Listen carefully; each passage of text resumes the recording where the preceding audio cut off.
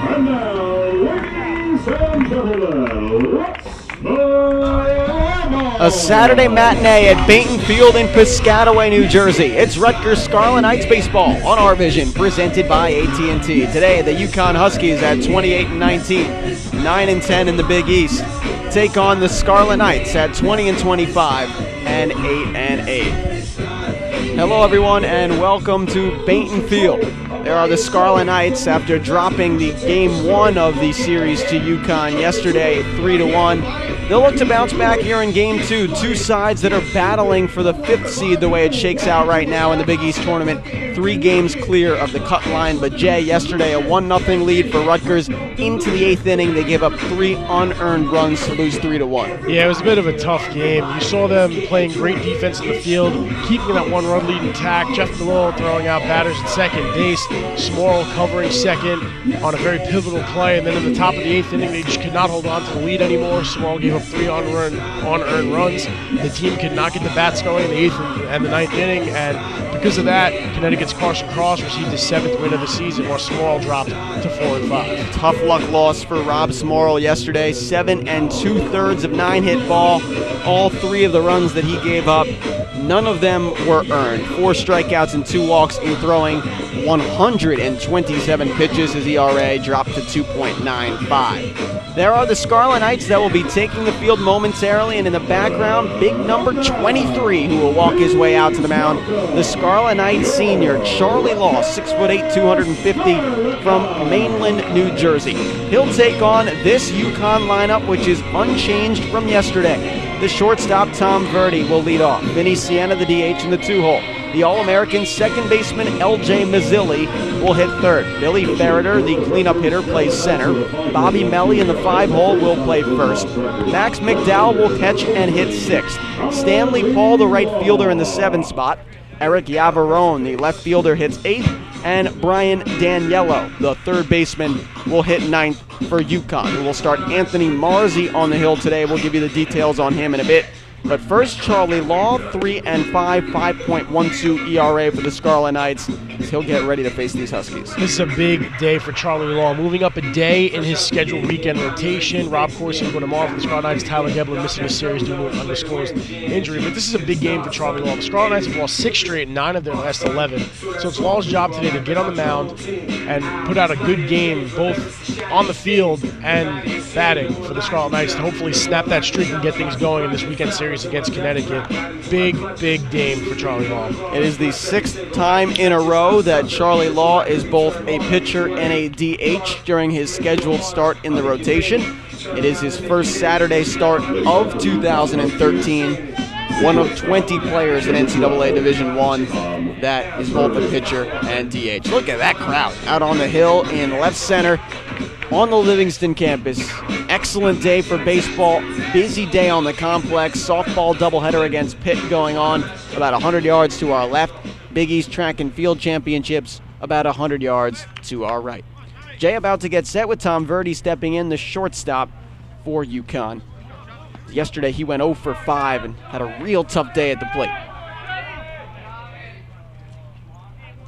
Law will get us set with a first pitch fastball down the middle. Frank Endel, your home plate umpire. Timothy Lombardo's at first. Frank Silvestro is at third base. 66 degrees and sunny today, and a chopper foul makes it 0-2.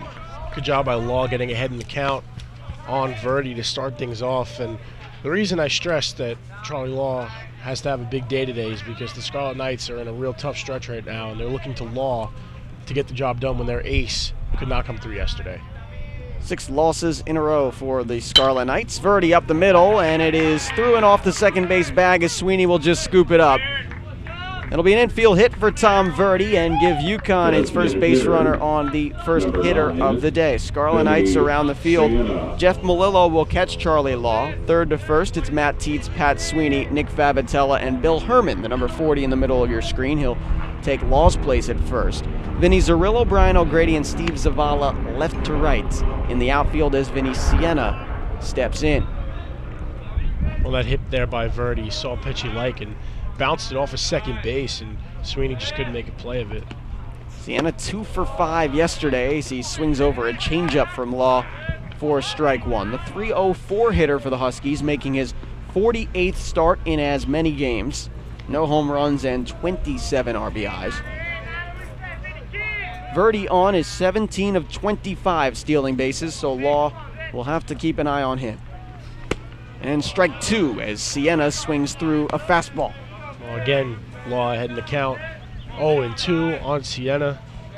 Happened with Verdi. Verdi got a hit. Let's see how he attacks Sienna on this next delivery. Charlie Law had a big series against UConn last year, but all as a hitter because he sat out the season as a pitcher following his Tommy John surgery from 2 years ago. Law deals an off-speed pitch, and 3 strikes, and going down is Sienna. You know, for a patient hitting team, Danny, Sienna did not show too much patience there. 3 swings, 3 misses. And with the lead runner on, Law was able to strike out Sienna. LJ Mazzilli. Charlie Law, his 57th strikeout of the year in 65-plus innings. Brings on LJ Mazzilli. UConn's do-everything man. 272 hits in his Huskies career. Senior from Greenwich, Connecticut, grounds one toward Teets. They'll go around the diamond, second one, first double play, 5-4-3 through Favatella. So a leadoff single for Verdi, but he's erased on the DP after a half an inning played. No score, Rutgers coming to bat on RVision, presented by AT&T.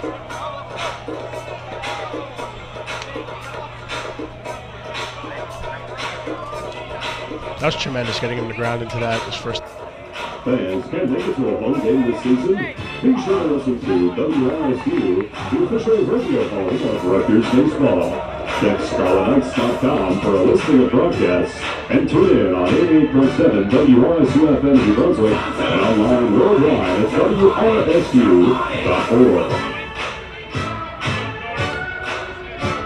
Keep us on it, jump on it, jump on it, jump on it.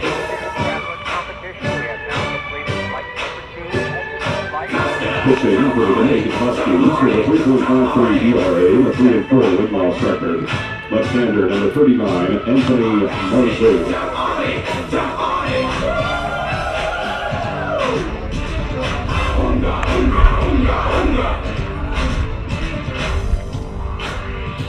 Well, Big Bang, I am the chief. I got knocked out, but I'll be free. I never need to work, I like the chill. So I drive up in my new Seville. My drive went down in the Hall of Fame, cause I'm the one who shot Jesse James. Pound for pound, I will never break down. Big Bang, no sir, I don't mess around.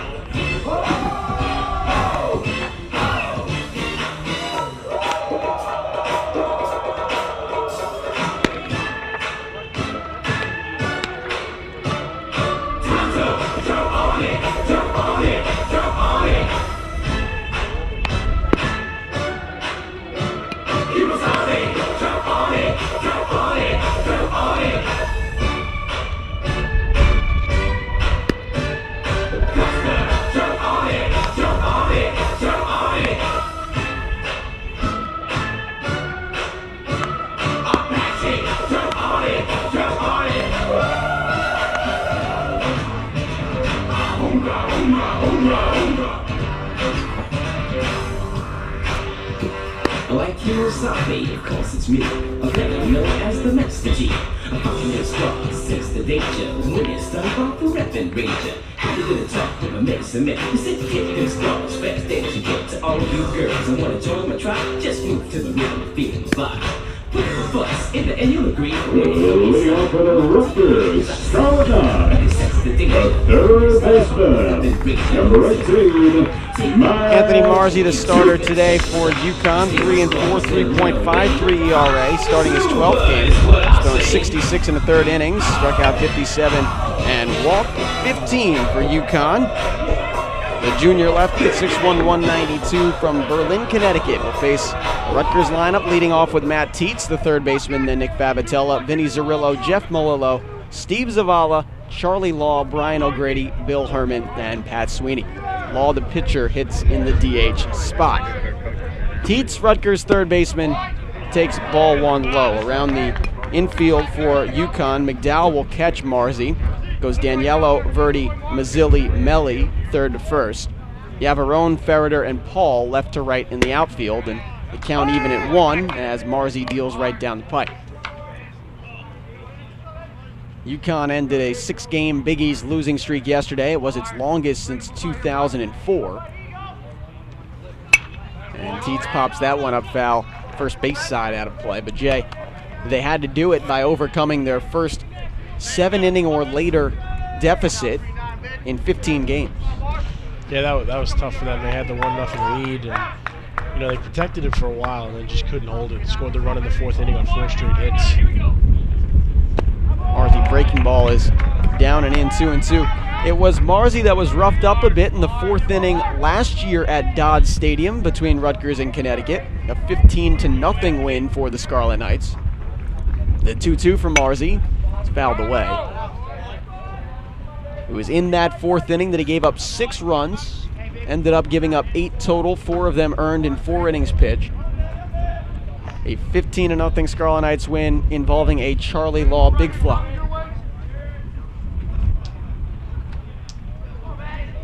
Two from Marzi. Another full count work from the Scarlet Knights lineup, which has done an excellent job working counts the past few weeks. I like what I'm seeing from Teets in this at bat. Looked a little impatient at the plate yesterday, but now he's taking pitches and letting the team see what Marzi has this afternoon. Went 1 for 4 yesterday, and he's on with a leadoff walk here in the first. Patience at the plate, rewarding you with a free pass. Second baseman. Teets' 12th walk of the campaign and his 36th consecutive start. Nick Favatella steps in his 133rd consecutive start for the Scarlet Knights at second base. 293 hitter for the junior out of Washington Township. 3 home runs, 21 RBIs, and a good chance as you get a look at Vinny Zerillo on deck to move some runners over early. Marzi, the lefty, kicks, and Favatella a push bunt. It's a perfect bunt down the first baseline. Tough play for Marzi, but he makes it 1-3 on the putout. Moving up on the sacrifice is Teets. Great job by Favatella getting Teets over to scoring position for Vinny Zerillo, who had a multi-hit game yesterday. And with that walk to Teets to lead off the bottom of the first for Rutgers, the Scarlet Knights have extended their streak. They've drawn a walk in every game so far this season, averaging a little over 4 per game. Pretty remarkable stuff considering they're facing one of the top 15 teams in the country in UConn when it comes to getting on base by way of the base on balls. Here's Vinny Zerillo, Rutgers' leading hitter. Takes ball 1 down and away from Marzi.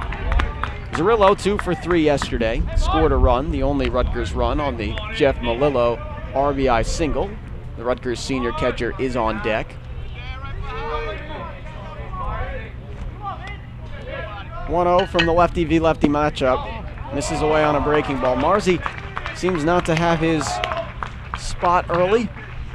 We saw that yesterday with Carson Cross. He took a couple innings before he settled down and really started getting into the strike zone. But I think on those couple of pitches, he tried to get Zerillo to chase, both way outside the zone. Third-year sophomore was excellent yesterday for UConn. Carson Cross, 7 2/3 of his own work to equal Rob Smorrell. Count now 3-0 to Zerillo. With the way Zerillo's been hitting the ball this season, his batting average has dropped in the past couple weeks, but then again, the team as a whole has not been hitting well. But if you're Zerillo, you definitely want to see a pitch you'd like to hit with the count 3-0. 3-0, get me over. Fastball hits the outside corner. Zerillo tried selling ball at 4 there. Endel was not having it. Zerillo, 335 hitter, making his 45th start. No home runs, not his game. 22 RBIs. Just a 226 hitter last year. Now the count is full. The fastball in that same spot. Zerillo has taken every pitch so far that he's seen from Marzi, and Marzi fortunate enough to draw the count full here. UConn had a leadoff hit in the first from Verdi, but had it erased on a double play ball from Mazzilli. Rutgers a man on second, 1 out in the bottom of the first. The 3-2 to Zerillo is outside, and 2 walks in the first inning for Anthony Marzi. Once again, patience paying off for Rutgers here. You saw the Teets in his first at bat. Favatella laid down a nice bunt on the first pitch he saw. And Zerillo took 7 pitches from Marzi, and it wound up drawing a walk. Coaching matchup today, 30th year head coach Fred Hill for Rutgers Over 1,080 career victories, 930 plus in his Rutgers career. Jim Penders, the 10th year head coach of UConn, with the program for 21 of the last 23 years as a student athlete and coach. First and second, one out for Rutgers, and the first for Jeff Malillo.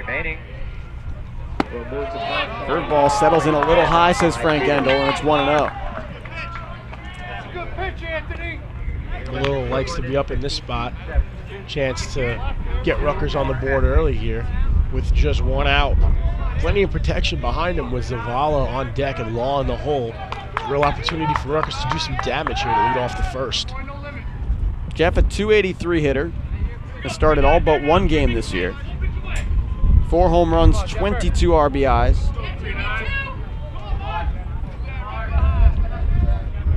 The Annandale, New Jersey native.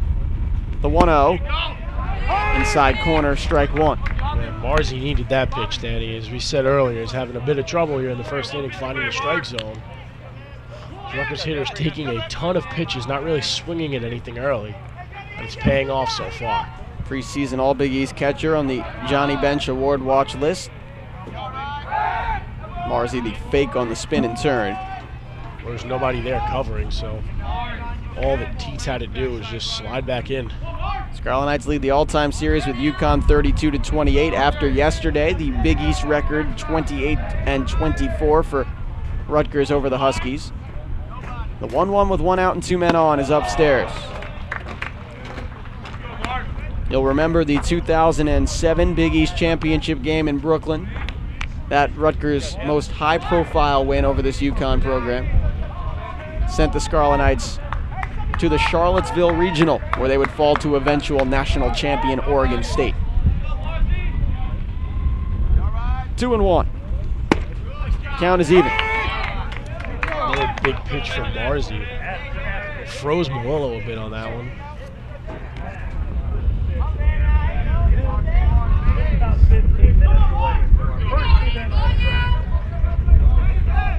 Interesting to see here if Malillo chooses to hack away at this pitch. 2-2 with one out. Zerillo on first. Teets is on second, and Malillo stays alive. If you're just joining us, it's been a lengthy first inning. Law faced the minimum in the top of the first after Verdi singled. Sienna struck out. Mazzilli grounded into a double play. But the Scarlet Knights have worked Anthony Marzi in the first. Teets walked. Favitella sack bunt. Zerillo walked, and now along at bat for Malillo in a 2-2 spot. No score in the first. And he'll extend the at-bat again. Jeff Malillo has had a way of working counts full this year. Long, laborious at-bats for the pitcher. Well, everyone so far making him work. I mean, Zerillo and Teets both did not swing at one pitch they saw from Marzi here in this inning. Malillo doing a great job keeping his at-bat alive here, with the count even, just keeping fouling balls off. Full count. Now Rutgers can get creative. Yesterday, we saw McDowell throw out a runner at third on a double steal in a 2-2 count. Now here in 3-2 with Malillo, a guy who does not strike out often. That can do something here with Teets at second and Zerillo at first, a bit of speed. Marzi needs a good pitch here. He's all over the place on that last one. Malillo calls time. This is exactly what the doctor ordered for the Scarlet Knights, which were only able to push across one run against Carson Cross yesterday, and then the trio of ninth inning relievers for UConn shut the door. The 3-2, both runners go. Malillo does strike out. The throw behind tries to get Zerillo and will not. So the runners move up on 2 stolen bases, and Malillo goes down swinging. Still give him a little credit for a great at-bat, Danny. Made Marzi work. Wasn't rewarded by getting on base. Struck out swinging. Huge second out for the Huskies here. Teets getting instructions from Joe Laterio, the Rutgers associate head coach. He gets his 7th stolen base in 15 attempts. For Zerillo, his 9th in 11 attempts. He brings up Steve Zavala, the Rutgers right fielder, senior from Randolph. .315 hitter, making his 42nd start. Team leading 4 home runs, 24 RBIs. That's good for second on the team. Marzi in the dirt, good block from the freshman McDowell. There's good base running by Teets, Danny. As you just said a minute ago, Teets was the one who got doubled up at third yesterday early. He was halfway there by the time Little took a hack at it. McDowell threw to try and get a sliding Zerillo into second, but called safe. So Zavala has a chance to plate a couple here with a base hit. Zavala 1 for 3 yesterday, singled to right in the 4th inning. The 1-0 evens the count. He was one of 4 straight Scarlet Knights to single in that 4th. RU only using 2 pitchers yesterday, 7 2/3 from Smorrell, 1 1/3 from Nate Rowe. Struck out a pair. The 1-1. Curveball hits the corner, it's 1-2. That's the best pitch we've seen Marzi throw in the 1st. Well, I think he's starting to find his location a little bit. His control seems to be getting better. And with these Husky pitchers I've seen yesterday and today, it takes them some time. You know, they're playing in a wind tunnel and kind of just get down and find the strike zone. The 1-2. Zavala got a good hanging curve and fouls it off down the right field line. Remember, the broadcast weekend concludes tomorrow. Sunday noon start for Rutgers softball senior day against Pittsburgh. Could have Big East tournament implications directly with the tournament starting next week. Rutgers baseball, of course, still fighting for one of the final spots in the Big East tournament, sitting in the 5 spot right now. The 1-2. It's outside.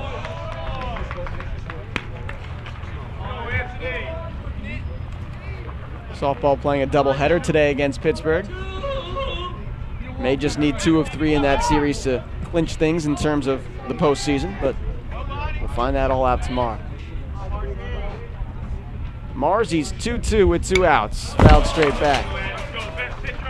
Give credit to Zavala and Melillo and Zerillo and Teets for working the counts, and Favatella did his job with a sac bunt. As UConn went, I wouldn't say deep into their bullpen, but beyond Carson Cross, did have to use Dan Feehan for 2/3, David Mahoney for a couple batters, and Pat Butler for a couple batters as well. 2nd and 3rd, 2 out, 2-2 count. Make it full for the 3rd time this inning. Yeah, they're definitely making it work. And when you have a lineup that's struggling like Rutgers is, this is the ideal 1st inning. Obviously, you want to score runs, but they're making Marzi work, and hopefully that'll spark something in the bats to make them come alive. Rutgers 55th in the country coming into this weekend in walks at 184. Central Arkansas leads the nation at 269. The payoff. Zavala's still alive. You said it, Danny, another lengthy at-bat here for the Scarlet Knights. Rutgers 31-25 a year ago, 16-11 in the Big East. Went 2 and out at the Big East Championships. They'll look to get back there and have another crack. 3-2 again. Zavala held up, it's ball 4. They'll appeal, no swing, and the bases are loaded on the 3rd walk of the inning. And now, as we've seen every game that we've done where Charlie Law has pitched, getting a chance to help his own cause. Got a 3-run double in a Sunday start in a win over Cincinnati 2 weekends ago. Now we'll see if Charlie Law can help himself again with the bases juiced. In a 1st inning, no less. It was also when Law had the chance to help himself. And it was a bases loaded spot, up 1-0 at the time, cleared the bases to make it 4-0. Now it's a 0-0 game. 3 runners on without a hit, and Law takes strike 1. One downside to Law's game is his lack of patience at the plate. Come on, Charlie, there's not like much you you could can, say Charlie, about Law's help game. yourself. Yesterday, just swinging and missing and just wasn't Come on, making Bruce. any contact. We'll see if he adjusts his approach and try and put something on the ball. Hanging curve, drives it out to deep right center. It's in the gap. Paul will play it off the wall.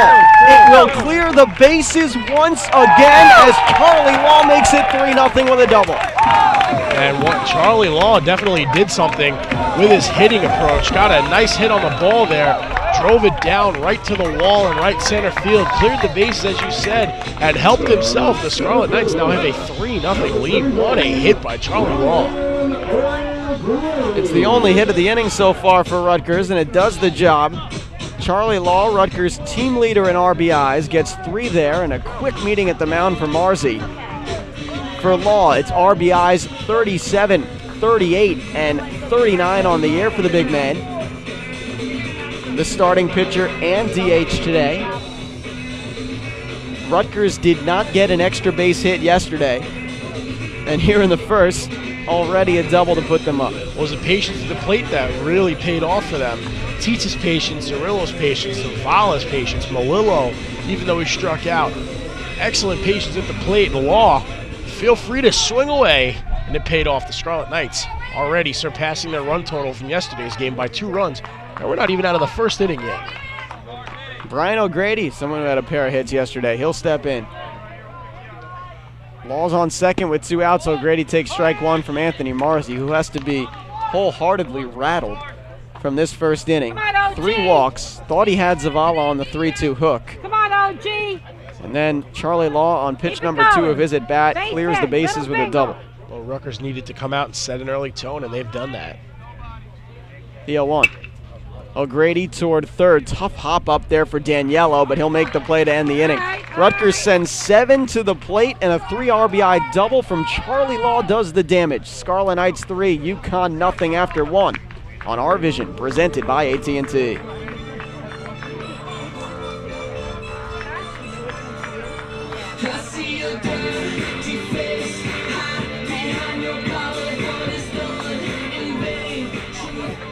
Fans, Rutgers baseball is on Twitter.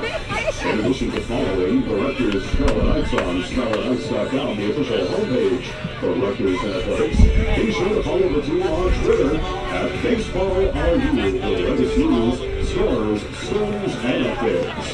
Fans can keep up to date with all Rutgers Athletics via Twitter at RU Athletics. You can also follow the Scarlet Knights on Facebook at Facebook.com/. That's fine with me. I got your back. I got your back.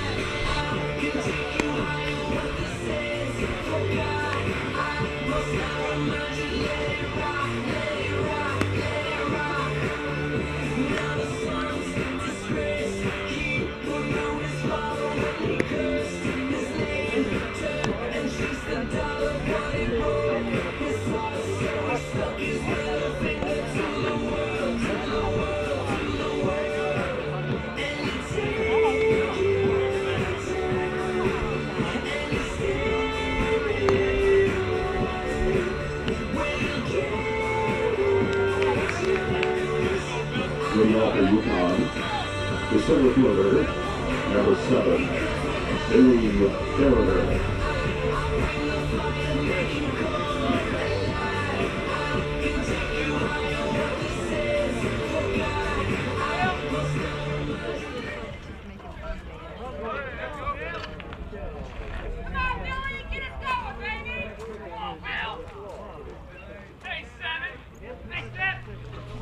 And Law deals to lead off the second inning, and it's lifted in the air by Ferreter to center, and O'Grady makes the first out. So quickly, the second inning begins with a fly out by Billy Ferreter, one of the top hitters on this UConn team, along with LJ Mazzilli. So Melly and McDowell to follow, 4, 5, and 6 here in the second. Danny Breslauer, Jay Goldstein here with you on ScarletKnights.com. And Jay, Charlie Law, starting pitcher, 3 RBI double in the first already. Help his own cause, and when you get hit like that, gives you the confidence to get going on the mound.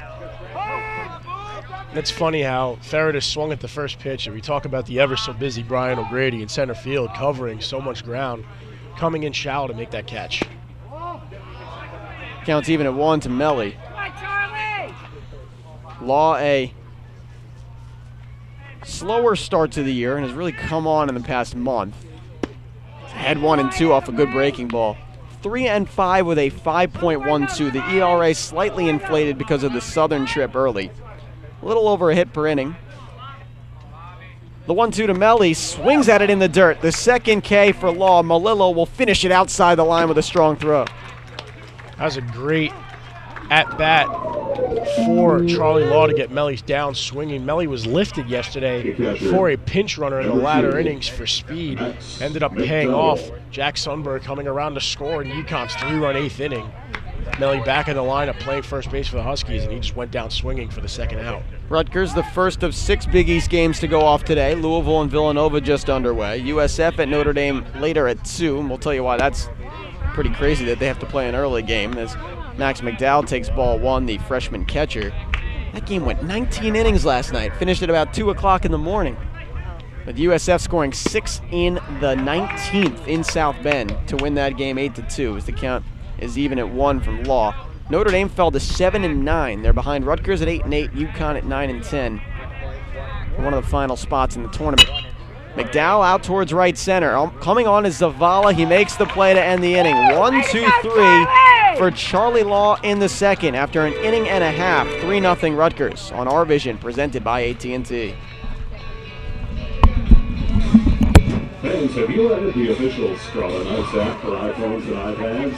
This app features live, RVision video and audio of Rutgers spring events and news conferences, and provides photos, news stories, schedules, social media, ticket information, and scores for all of your Rutgers Scarlet Knights activities. The app is now available in the App Store for Apple and iTunes for $2.99. The best way to follow your Rutgers Scarlet Knights is on iOS.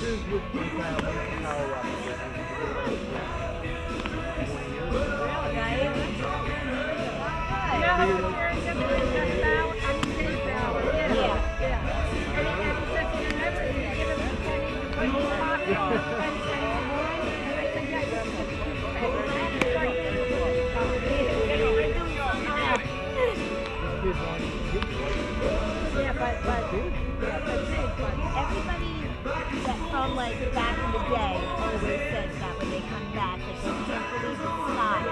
I remember when Doug Alonso came to a game, he's like, I couldn't even play on this team. And I can know what year he was from, but that was way back when. 6'8", yeah.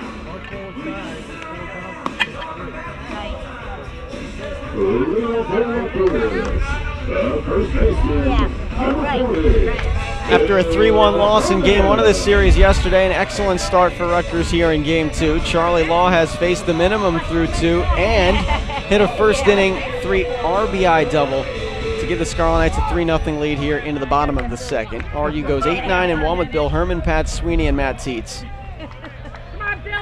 Here's Herman, who gets his first start of the series, the senior first baseman from Toms River North High School.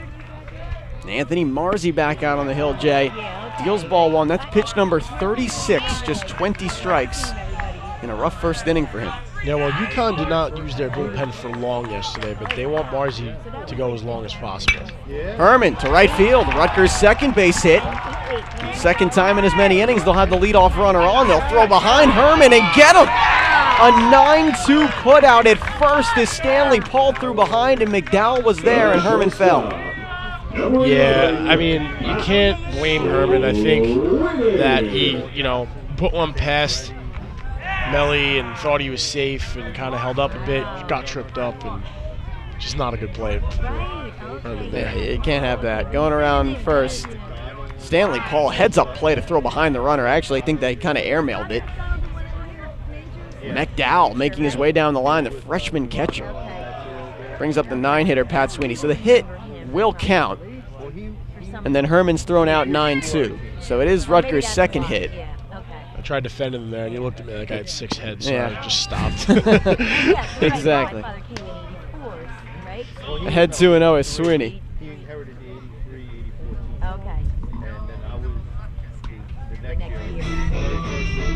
Pat Sweeney, Scarlet Knights shortstop, hitting 198 this year. It's been a tough couple of weeks for him, making his 39th start. 1 home run, 4 RBIs for the everyday shortstop. Yesterday, 0 for 4, struck out once, left 3 on base. Scarlet Knights left 8 total base runners on the Pats. The Bill Herman leadoff single erased by the 9-2 putout. And Marzi hits strike 1 down the middle for 2-1. Marzi walked 3 batters to load the bases in the first inning. Teets, Zarillo, and then Zavala on a controversial 3-2. Count even at 2. And then Zavala reached for Law to clear the bases with a right center field drive. A double right in between the 370 sign and the 1950 College World Series banner. 2-2 from Marzi, and he got Sweeney swinging. It's the second strikeout of the day for Anthony Marzi. The scoreboard officially didn't credit Herman with a hit there, but if Keats gets out here, leadoff opportunity wasted, because Herman tried getting too wide of a lead running around first on that hit there. Again, great crowd out on the left center field hill and behind us at the home plate area. Gorgeous May day on a Saturday. Teets towards short. Pretty simple for Verdi, and Rutgers goes down via the minimum against Anthony Marzi in the second. One hit erased on the 9-2 putout from right field. After 2, 3-0 Scarlet Knights on RVision, presented by AT&T. Florida from May 21st through May 26th for the 2013 Big East Baseball Championship, and cheer on your Rutgers Scarlet Knights as they battle for the right to represent the Big East Conference in this year's NCAA Regionals. A beautiful Clearwater, Florida, recently named Florida's best beach town by USA Today and home to the 2013 Big East Baseball Championship. You will enjoy a state-of-the-art ballpark, Brick House Field. Spring training home to the Philadelphia Phillies. Visit BigEastBaseball.com for much more Big East Championship information.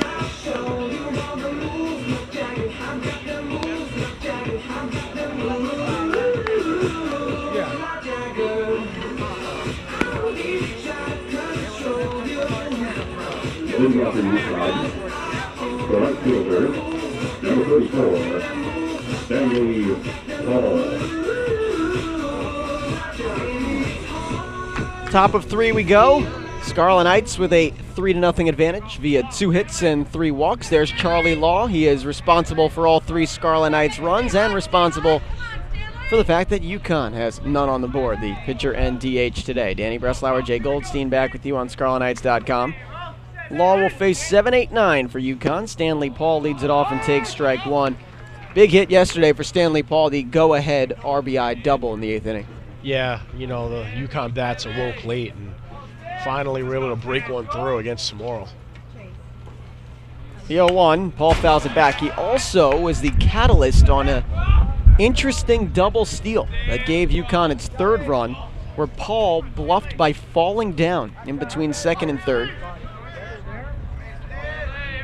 It allowed McDowell to score from 3rd.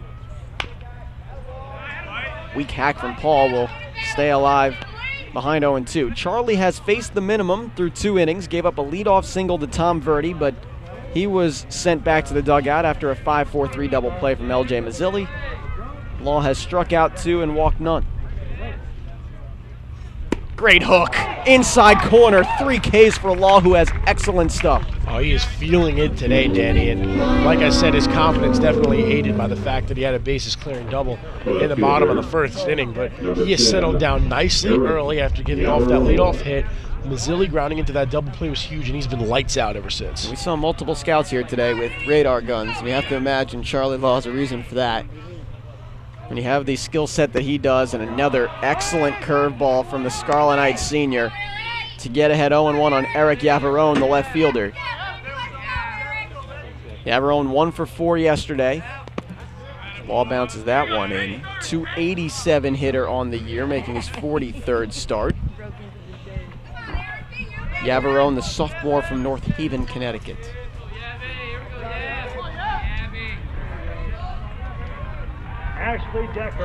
Ball's 1-1 with 1 out. Fastball pops straight up in the air. Charlie Law's a first baseman. Don't forget that. He knows how to make that play, and it's the 2nd out of the inning. Yeah, that one got a little air on it, but Law did a great job getting right under it. Felt no need to shield his eyes from the sun. He was able to put away that 2nd out here in the top of the 3rd. Now, 99% of the time, the catcher, the first baseman, or the 3rd baseman will tell the pitcher, get the heck out of the way. You are not even coming close to making that play. But Charlie Law, the first baseman by trade, he can make that simply. Towards short, Sweeney gobbles it up. Daniela will be thrown out at first. Charlie Law has faced 9 hitters through 3, giving up just 1 hit. Scarlet Knights 3, UConn nothing after 2.5 on RVision, presented by AT&T. The baseball program will be holding instructional camps in July and August of this summer. The Scarlet Knights baseball camp was established to provide top-quality baseball right over your instruction head. to players of all ages from some of the best coaches in all of New Jersey. Under the direction of Rutgers manager Fred Hill, Eric Camper will go through a variety of drills, lectures, and games, and will make camp a better, more complete player. From Little League all the way up through high school, every attendee will learn how to play the game the way it is meant to be played, and will be taught specific aspects of the game based on their own personal skill level. The majority of the activities included at camp are the same practice routines and drills that Coach Hill uses with his own players at Rutgers, where he has established this program to be among the best.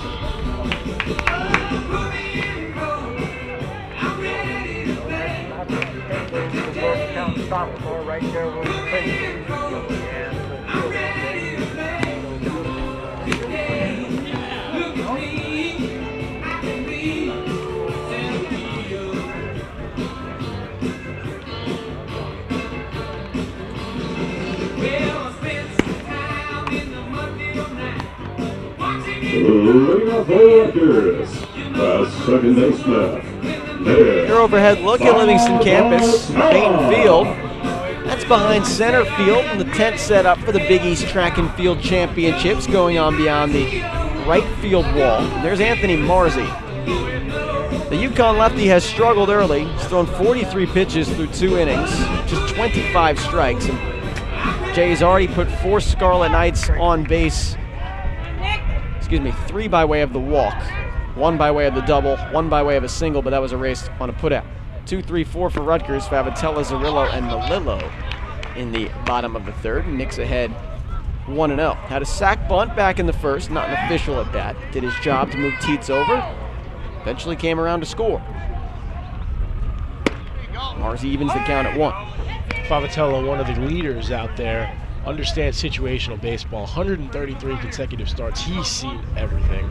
So now, laid down a beautiful bunt to move over Teets. Now getting a chance to get a hit here. Head 2-1 as Marzi has had a real tough go finding the strike zone. Favitella led Rutgers in the Big East tournament last year with 5 hits, hit .625. A pair of walk-off hits last year. 5 homers, 42 RBIs a year ago. Numbers a little down in terms of run production. But a very consistent hitter in the 2-hole. Head 3-1. Flirting with the 300 mark all season long. Dipped under a bit. Didn't have the greatest outing yesterday. But here he is ahead in the count. Flirted with the 600 mark in high school as a senior at Washington Township. And he'll work the 4th walk against Marzi. It's always nice when you're asked to sacrifice that you get rewarded with a walk your next time up. It's always good for Favitella. Leadoff runner on once again for the Scarlet Knights. If you think about it, Danny, the leadoff runner has gotten on in every inning so far. It's true, although Herman was on for all of about 0.5 seconds before he was thrown out from right field. Vinny Zerillo walked and scored in the first, stole a base as well. Hill square, pull back, strike 1 outside corner. They call it moose ball. Fred Hill loves to move runners over. Started early on in his tenure, always had his best hitter leading off, his best bunter and situational guy in the 2 spot. Zerillo squares again, this time takes ball 1. You'll remember Todd Frazier leading off back in 05 through 07, and you'll also remember the man who hit number 2 behind him, Mike Biondi. Perhaps the reason why he was so successful in scoring.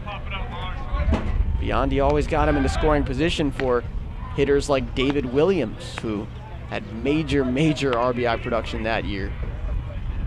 Ryan Hill, another big-time hitter from that lineup. Zerillo squares early, pulls back, squares again. Good bunt in between first and third. They'll try to get the lead runner, and they will. Daniello charged quickly and was able to get a 5-4 putout on the fielder's choice bunt. The catcher. Zerillo had the right idea, laid down a nice bunt, just an excellent heads-up play from UConn, getting the lead runner Favitella as he slid into second. Interestingly, Daniello had charged. Zerillo pulled back. So Daniello had to retreat quickly because he didn't want to take a line drive off the face. was able to stay in, stick with the bunt down the third base line. Jeff Melillo struck out in the first. He's 0 for 1. Takes strike one from Marzi. You also had to watch Zerillo on that play. You get the lead runner, and Zerillo had to hurry over to first to erase any chance of them attempting to turn two there. Zerillo got to first base without a problem. Daniello had to double clutch before throwing the ball to second. Melillo's now behind 0-2.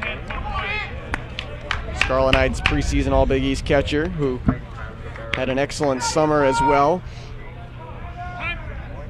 Threw out 19 runners a year ago, and after yesterday, sending down another base runner here in Big East play, he leads the conference in that category, and that's why Jeff Melillo has stymied so many running games, such as Seton Hall and Cincinnati, and now UConn over 100 stolen bases on the year. Jeff Melillo has thrown out 17.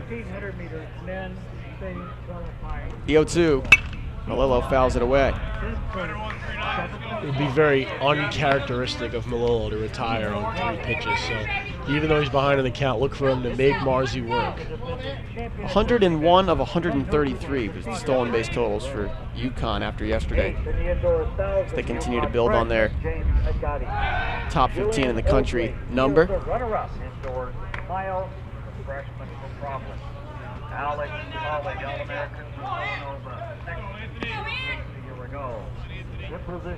Zerillo on first, 0-2, 1 out. Marzi versus Melillo. Jeff takes ball 1 low in the dirt. It's 3-0 Rutgers. Scarlet Knights with 3 in the bottom of the first on a bases clearing right center field double from Charlie Law, who is the starting pitcher today for Rutgers and has faced the minimum through 3.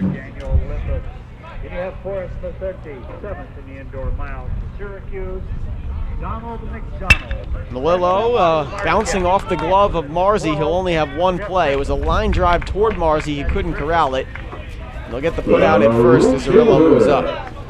That play had dangerous written all over it. You saw Marzi kind of stop the grounder with his glove, batted it down, was able to retrieve it and throw out Melillo. He was not known for his speed, but still it moved the runner into scoring position. That is Zerillo over at second base with 2 away. Action in the UConn bullpen as Marzi has labored through over 50 pitches.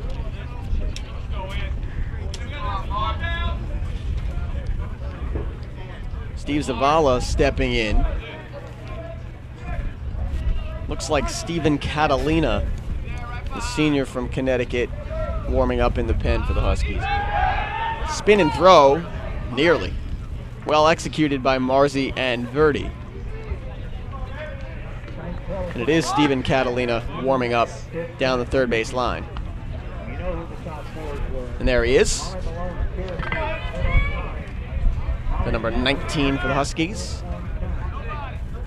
First pitch to Zavala's upstairs. Steve had that controversial walk back in the first on a 3-2 that could have been on the outside corner, could have been a check swing call. Nonetheless, ball 4, and 2 pitches later, Charlie Law had the 3 RBI. Well, that was the difference. There were 2 away there, so that's the difference between a scoreless game and a 3-0 game. Zavala with great patience. Count now 1-1. Zavala, whose brother Michael is also on the roster as a catcher. He's out for the season, but those 2 came in highly acclaimed from Randolph. Zavala also known for flashing his leather over and right. Former pitcher as well with Steve. As a true freshman back in 2009. Played both the outfield and pitched. It's ahead 2-1. Good block in the dirt there by McDowell.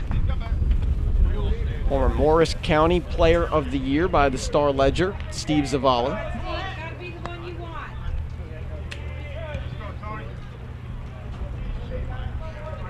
.38 RBIs a year ago. Has 24 already this year. Count now 2-2.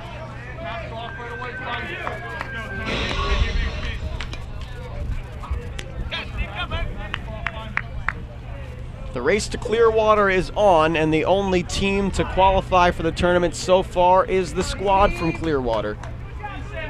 And that would be USF. With their win last night, 19 innings, they're 14-2, and they are in. The 2-2 with 2 outs. Zavala can't check his swing this time. He's down swinging, the third K for Marzi, and it ends the third. So Rutgers has a leadoff walk for Favitella, but that's it. Scarlet Knights 3, UConn nothing after 3 on RVision, presented by AT&T.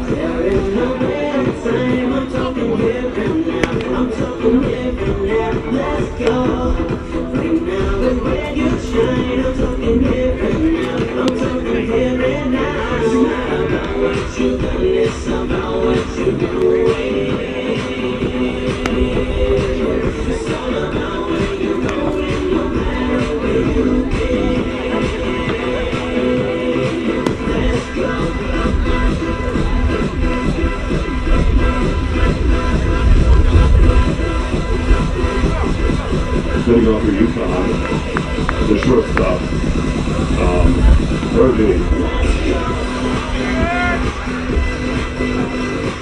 The Rutgers softball complex in the background there. Scarlet Knights just falling to Pittsburgh in game 1, 2-1. So Rutgers will have a little bit of crunch time in the final 2 games of the series against the Panthers.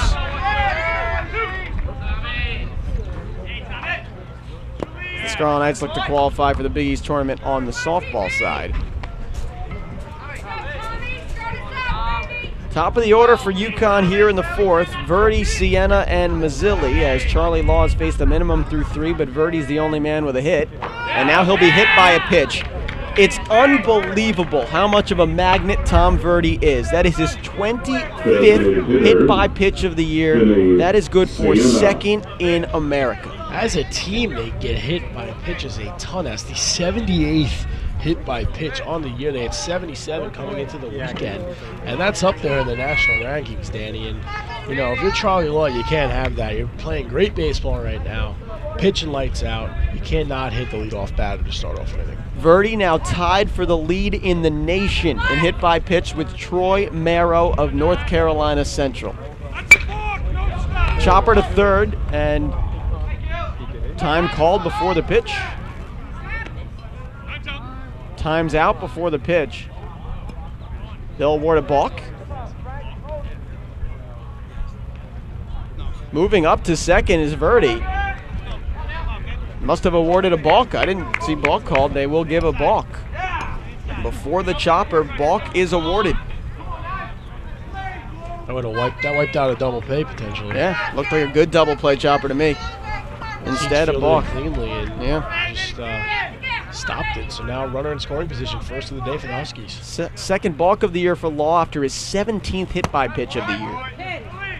And Vinny Sienna now ahead 1-0. Sienna is pretty much like a fresh start, you know.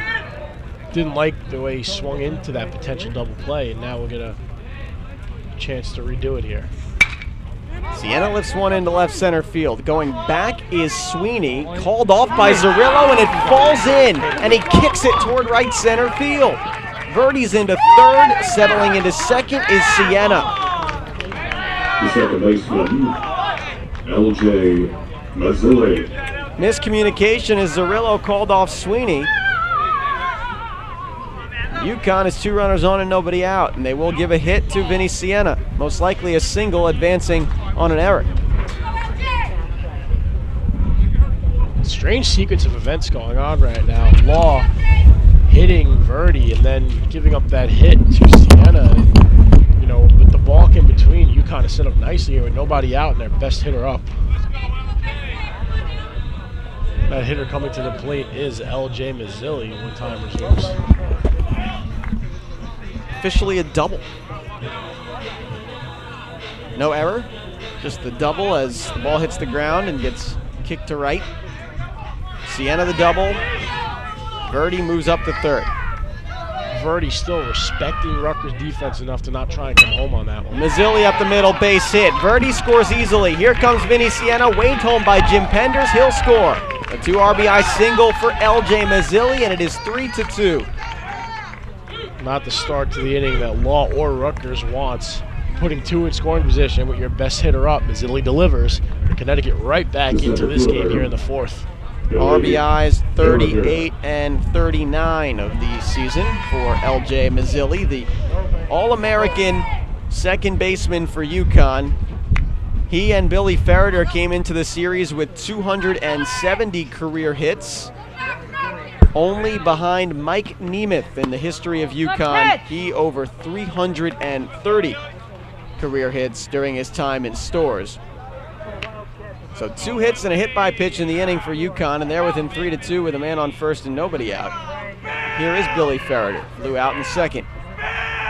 There goes Mazzilli, hit and run, sent out toward right center field. Zavala has it lined up for the first out. Bit of damage control there by Rutgers, getting the first out by Ferreter, not allowing Mazzilli to move up to second. So 1 out now. Law needs to settle down, take his time, and get back to what he was doing before he hit Verdi to lead off this inning. That's what snowballed things. Verdi hit. Charlie balked. Siena doubled after the miscommunication between Sweeney and Zerillo. And Mazzilli singled them home, both of them. Melly fouls that away at home plate. Struck out in the second did Bobby Melly. Charlie Law had faced the minimum 9 hitters through 3 innings, just allowing a Tom Verdi leadoff single in the first, inducing a double play ball from Mazzilli. Law also has the 3 RBI double back in the first inning that put Rutgers up 3-0. Melly takes ball 1. 2 runs on 3 hits, no errors for UConn. 3 runs on 2 hits, no errors for the Scarlet Knights in game 2 of a 3-game set here this weekend with Big East tournament seeding implications.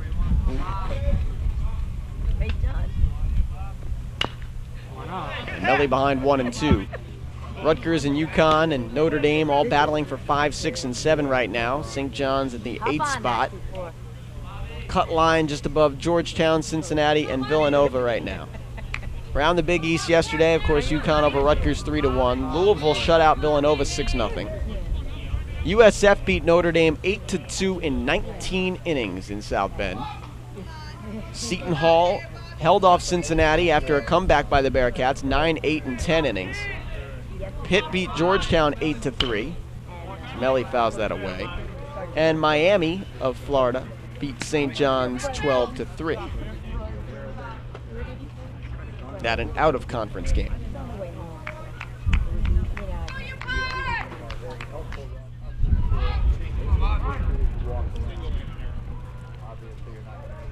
Official scoring has changed it. The Siena double to a single with an error, as we had expected. So we'll give you the line score one more time as the single and an error, so it'll be a single and an E7. So it's now 2 runs on 3 hits and no errors for UConn, 3 runs on 2 hits and 1 error for Rutgers. Yeah, things had to be sorted out a bit before the official scoring was ruled. Law checks on base runner Mazzilli, who is dangerous there, 22 of 24 on the paths for the second baseman. 1-2 with 1 away in the top of the 4th. 2 in for UConn in the inning. Rutgers up 3-2. Good move by Law. Oh, nearly had him. Look good. Split second there. Excellent move. It's good communication between Herman and Law there. Count even at 2.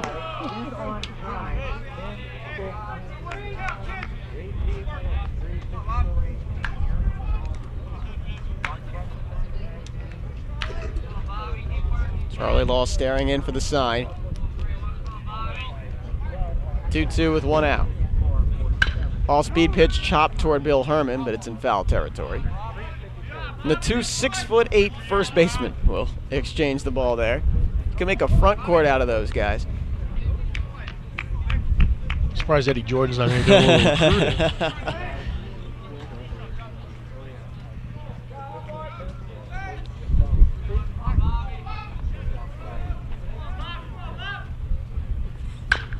Melly again to Herman. This time a bit easier. He'll take it himself for the second out. Mazzilli moves up to second. Very smart play by Herman. Not trying to do too much. Thought about throwing a second and try and get two, but instead just went right over to first, touched the bag for the second out.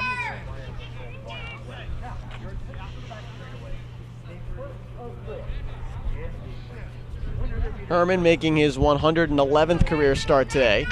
As Charlie Law gets a talking to from Jeff Malillo. And Malillo will walk back behind the plate as the UConn catcher steps in. Max McDowell flew out to right field in the second inning. McDowell had the game-tying single with 2 strikes and 2 outs in the 8th inning yesterday. It started the rally for UConn and 3-run inning. Strike on a curveball there from Law. Yeah, it was a nice curveball there by Law, as I was going to say. Right up there in the zone.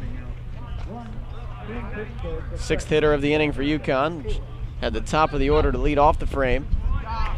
Nice glove block from Malillo.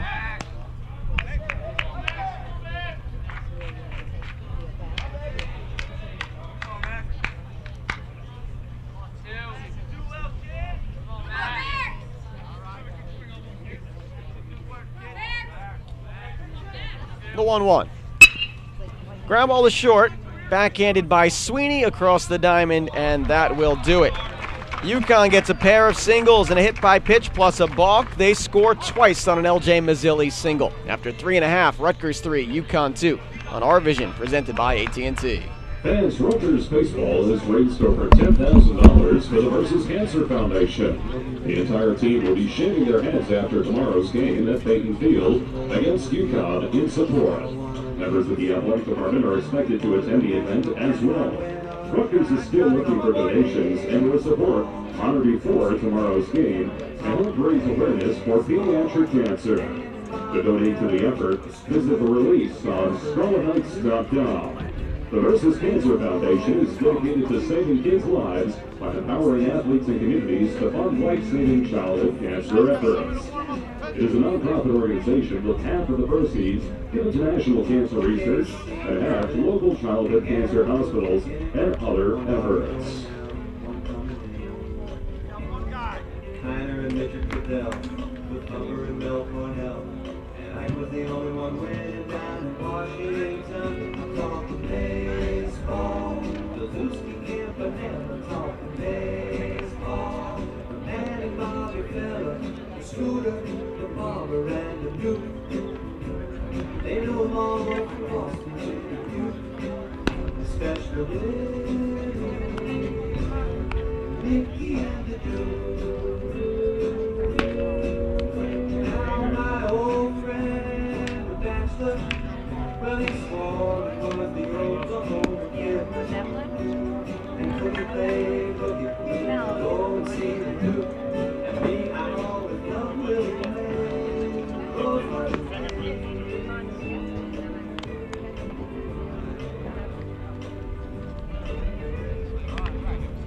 well, now it's the 80s, and red is the greatest. And Bobby wants to play everyone. Roses at the vet, Rusty again. Leading up for Rutgers, the pitcher, Charlie Law. Back here in the bottom of the 4th, the class of 53 complex and Peyton Field. Here's Charlie Law to lead off the 4th inning after giving up 2 runs in the top of the frame to bring Rutgers' lead to just 3-2 against UConn and Anthony Marzi. Marzi has struggled in throwing over 50 pitches. Law had thrown just 23 pitches through the first 3 innings. As Law drives one to deep center field, it'll back up Ferreter a bit, and he'll make the play for the first out. O'Grady and Herman to follow, but Jay, through those 3 innings, had thrown just 23 pitches, 20 of them strikes, Things kind of came apart after he hit birdie. Yeah, he had a bit of a rough inning, but you know what? The numbers will add up. It's not like he's in danger of having too high of a pitch count. It kind of evened out. But the important thing now, heading into these later innings, the 5th, the 6th, is that he settles down and tries to give Rutgers as long and productive outing as he possibly can. The boot by Zerillo was the error. And the fly ball behind Sweeney. It was a single, and then Zerillo knocking it off of his foot eventually made it a second and third situation that L.J. Mazzilli took advantage of. O'Grady bunted that first pitch foul. He's 0 for 1 with a ground out to third base. Marzi has settled down a bit. Check swing foul ball from O'Grady into the UConn bullpen. Marzi has settled down so much that UConn's bullpen action has done the same. It's always good when you get longevity out of your starting pitcher. And, for Brian O'Grady's case, one of the most struggling hitters on this team right now, just trying to get on base any way he can.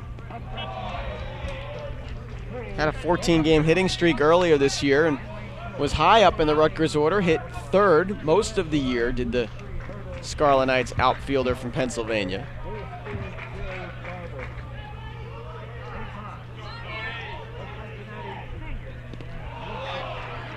Two and two now. Grady had his only home run of the year in the Seton Hall series to right center field. Tough place to hit a home run here at Rutgers. Anywhere to the right of the 370 sign is extremely tough to homer. Chopper to first. Melly alone, 2 down.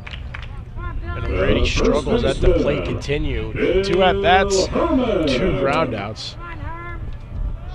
And now Danny will see if Herman can make up for his base running error that occurred last inning. Led off the second with a single to right field. And as he was making a turn around first, fell down, and Stanley Paul throwing behind him into first hit the catcher McDowell for a 9-2 put out of Herman. He takes strike 1 from Marzi. Anthony Marzi has retired the last 4 Scarlet Knights since a fielder's choice for Zerillo.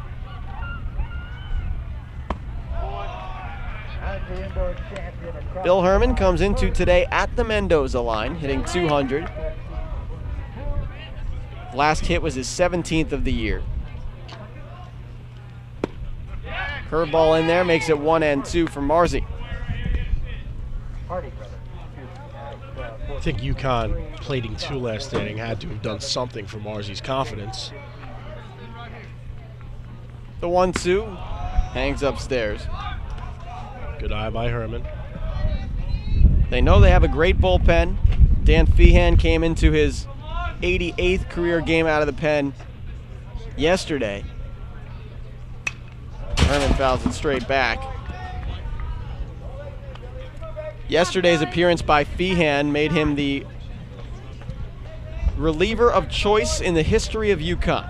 Most relief appearances in the history of the Huskies, 88, breaking David Erickson.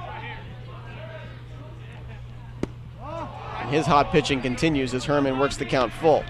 I think Coach Penders used a closer by committee approach to get the final 4 outs, where Rutgers only needed Nate Rose. So you'd think that all those pitchers would be available today for the Huskies if necessary. The 3-2. Down low, Marzi's 5th walk.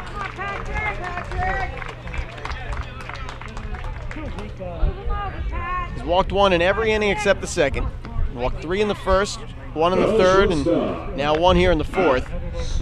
Brings up Rutgers 9-hitter Pat Sweeney, who struck out in the second. Already 4 walks for the Scarlet Knights today. No, excuse me, 5 walks.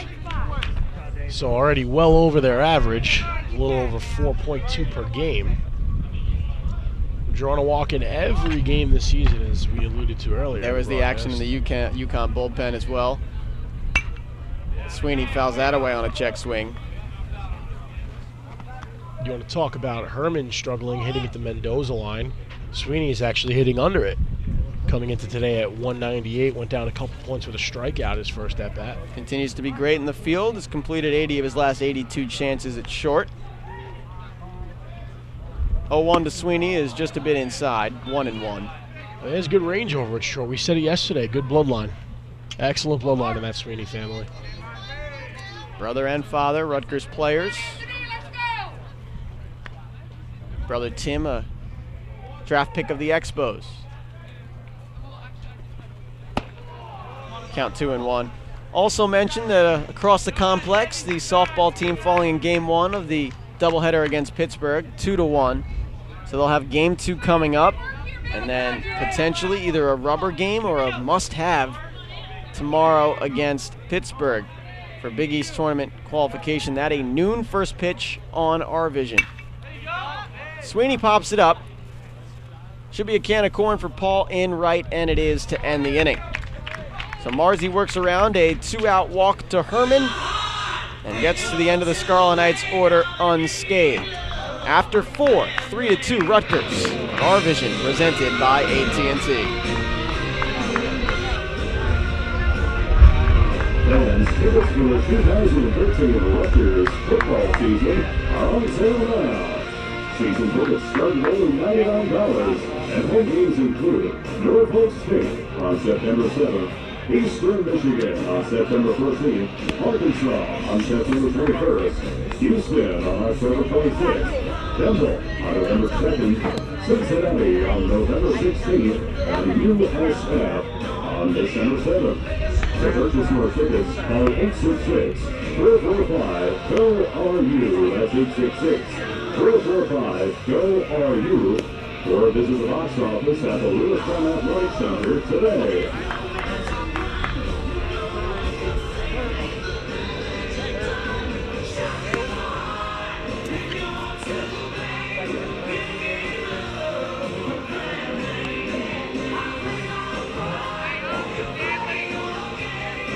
What do you offer you, Tom? The right fielder, Stanley Hall.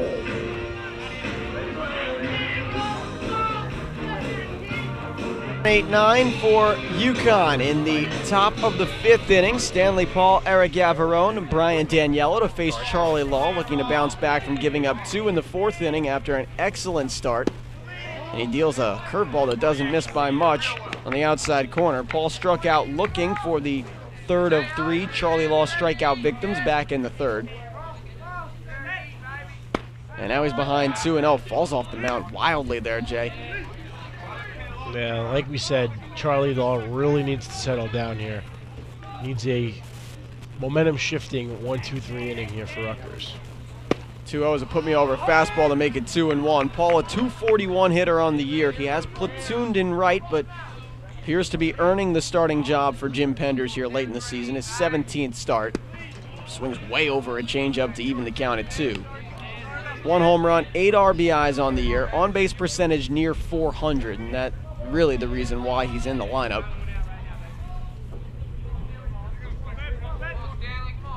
The 2-2. Curveball, real good one. That's been the tight pitch for Charlie all day long, and it's the 4th K for Law. Back-to-back Ks, one looking, one swinging for Paul, who was the unsung hero in yesterday's game for the Huskies, and having a rough start to his afternoon. 0 for 2 as Yavarone digs in. It'll be Eric Yavarone, who popped out to Charlie Law on the pitcher's mound back in the 3rd inning. There's a good look at Law, the senior from Mainland, New Jersey. He deals down and away with a fastball. Charlie, again, did not pitch last year because of his Tommy John surgery recovering. He only hit, he was a .273 hitter with 2 home runs. One of them against the Huskies up in Norwich at Dodd Stadium. So he evens the count at 1. It was the year before that he made 3 appearances on the mound, but it was his true freshman year in '09 that he had 9 chances to pitch. They knew coming into this year that he would have to be at least the Sunday starter, but he's making his first Saturday start of the year, Jay, because of Tyler Gebler's absence in the rotation this weekend. Not really showing any effects of bumping up his start a day earlier. We won't be broadcasting the game, but interested to see how Corsi fares tomorrow. 2-2 after another good pitch from Law makes Yavarone swing over it. Corsi has been excellent in the back end of the Rutgers bullpen in terms of saves. Gets a chance to start tomorrow in the Sunday roll. Law's 2-2, curveball outside. Now, Charlie is responsible in a way, despite the fact that only one of his 2 runs given up is earned. He's responsible for all 5 runs on the board. Drove in all 3 with a bases clearing double in the first. Mr. Do-It-All. Gave Charlie up the Law. 2, yep. Full count pitch goes into left field for a base hit on 3 hops from Yavarone. Zerillo will send it back in, 1 out base hit for the UConn left fielder. Yeah, Yavarone just found a good spot. Sweeney extended for it. Coming over from short end, a lot of ground to cover. That's his territory. Just didn't reach. So Yavarone with a 1 out hit. 9-hitter Brian Daniello, the third baseman for the Huskies, comes on after UConn's 4th hit. 2 runs on 4 hits, no errors for the Huskies. 3 runs, 2 hits, and 1 costly error for the Scarlet Knights that resulted in a 2-run single from the All-American L.J. Mazzilli. Changeup, first pitch for a strike from Law. Tom Verdi on deck, who ate his 25th hit-by-pitch of the year last inning to lead America. The 0-1, fake bunt, pulled back, 1-1. Gotta respect the arm of Malillo. Good fake there by the Rutgers catcher. I still don't comprehend how one gets hit by a pitch 25 times in 48 games, but Tom Verdi has found a way. Just one of those odd stats that you really just shouldn't put too much emphasis on, but it is still very, I don't know if you want to call it impressive. It's peculiar. Yeah, it's peculiar. That's a good word to use.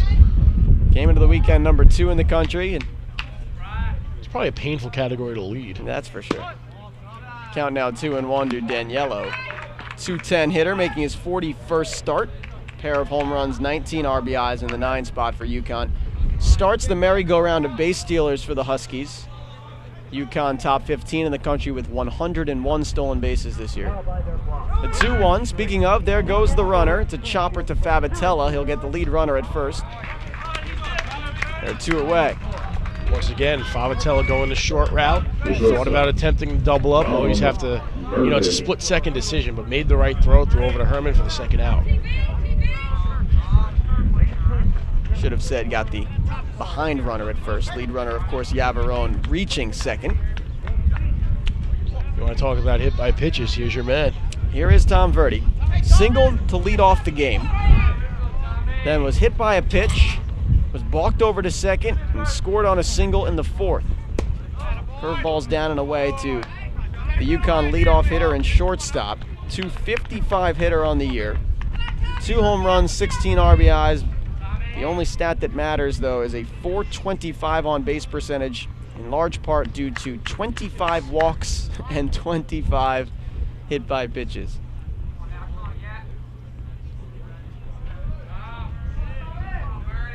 1-0, curveball hits the knees. My kind of guy. If you can get on base without having the bat touch the ball 50 different times, that's how you know that you have the intangibles that make certain things like scoring runs a bit easier for your team.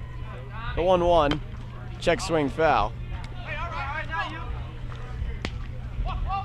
Yeah, what a team player Verdi is, laying his body on the line time in and time out. And you can make a joke about it, but in all seriousness, that is your ideal leadoff hitter. My favorite part here is Fred Hill. Goes and tracks down every little nibbling foul ball down the first base side. The 38th year head coach making his way out of the dugout, chatting it up with the fans, grabbing the ball, and right back to managing here. A 1-2 count and 2 outs. Law's curveball is sent down the right field line, spinning foul. It's just always nice to see him having fun, as long as he's been coaching here, he still loves coming to work every day, and that's what makes his tenure here at Rutgers so special. You're locked into ScarletKnights.com today. Thanks for joining us for a bit of your Saturday afternoon. Live from Bainton Field in Piscataway on the Livingston campus. Really a gorgeous day for baseball. Absolutely is. 2 away in the top of the 5th. Rutgers leading UConn 3-2. Law's 1-2 is in the dirt. Nice block by Malillo. Yesterday the wind could have factored into the game a bit. A little bit of a breeze here this afternoon, but nothing too crazy. This is nothing for this complex, which, as we have documented over and over, is a wind tunnel of sorts.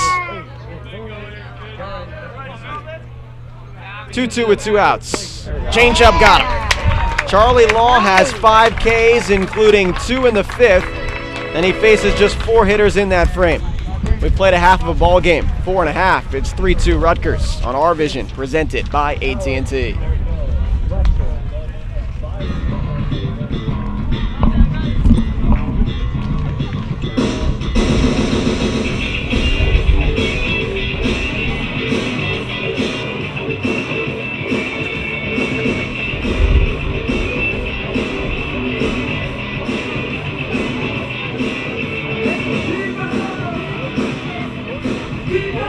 Fans, be sure to check the official online Rutgers Scarlet Knights score, RutgersShop.com. Get the official Nike sideline gear seen at Rutgers University athletic events at RutgersShop.com, the official home of Rutgers University sports memorabilia.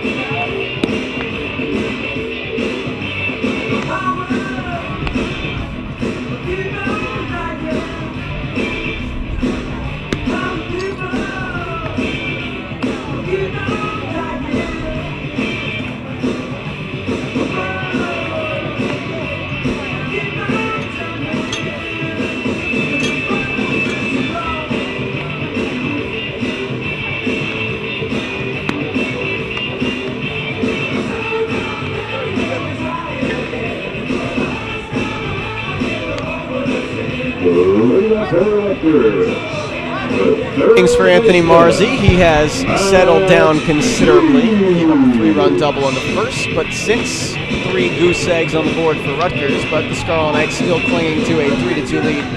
We head to the bottom of the 5th here in Piscataway. Crucial Big East game in terms of positioning for the conference tournament. UConn 9-10 in league, Rutgers 8-8. They are in a virtual nod up for the 5 spot.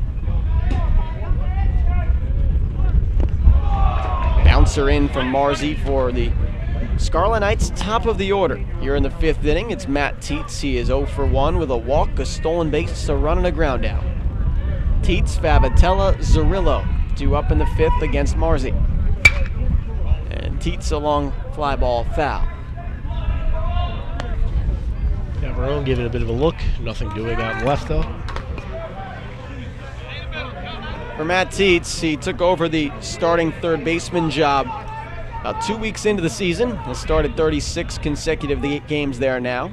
That one nearly hit him in the foot as he skips rope out of the way, 2-1. Has been the leadoff hitter as a true freshman and third baseman ever since, taking that role away from Ross Costello early on in the year.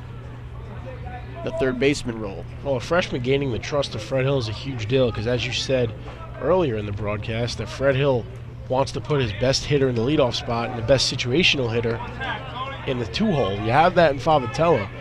They're putting a lot of faith in Tietz. Tietz down the left field line, twists foul, bounces into the UConn pen.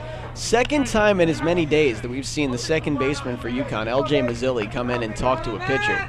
He did it to Carson Cross yesterday, did it to David Mahoney as well. Both settled in, both got the outs they needed.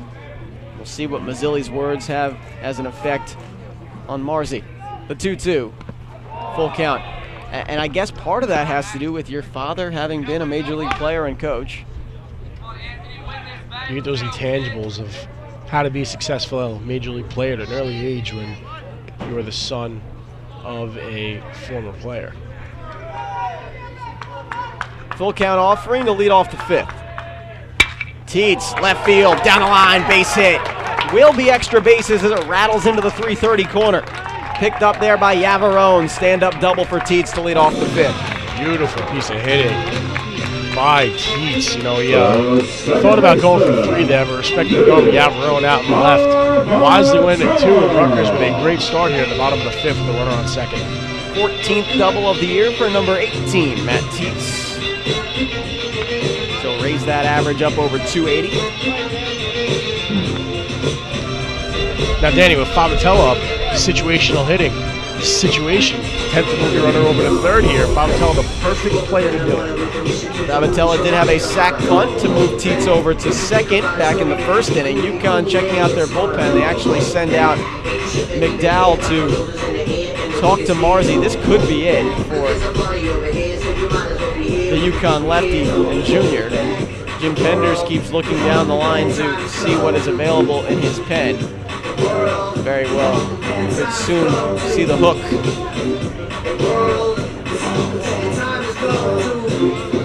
There is the UConn pen. Catalina has been throwing for a few innings now. And he continues to do so, the UConn number 19. And there is the slow walk from Jim Penders coming out of the third base dugout. Marzi doesn't realize it yet. Now he'll step off. There is the UConn 10th year head coach, former co-captain of the 1994 UConn Huskies. Nephew of Tom Penders, the very successful college basketball coach of a couple of decades in various schools. Could it just be a talk with his lefty? I didn't see him make any motions in the bullpen, so Not yet. maybe. Penders looks like he could still play, and he does signal for the righty Catalina. And that'll be it for Marzi. The book is not closed on him just yet, as he is the responsibility for the Teats run. But Catalina will be the pitcher for UConn. We'll give you the details after a break. We're in the 5th. Rutgers a runner on second and nobody out. Up 3-2 on the Huskies here on RVision, presented by AT&T.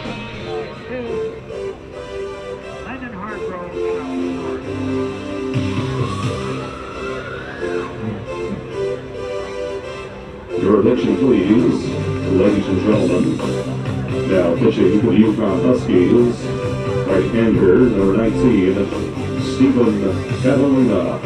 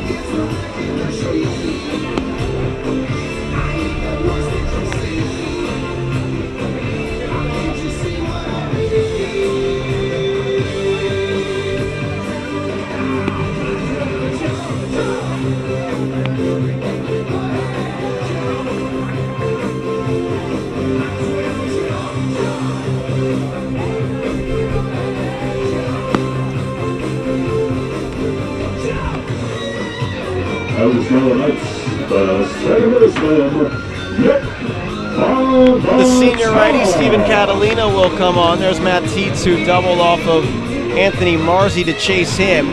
Catalina, the 6'3", 215-pounder from Walcott, Connecticut. Numbers on the year for Catalina. He's 1-0 with a 1.65 ERA, making his 11th appearance all out of the pen. 16 1/3 innings pitched, 17 hits, 12 Ks, and 5 walks. He'll face Nick Favatella in a big-time bunting situation. Fab is 0 for 0 with a walk and a sac bunt. He won't give up the bunt on the Catalina swing move.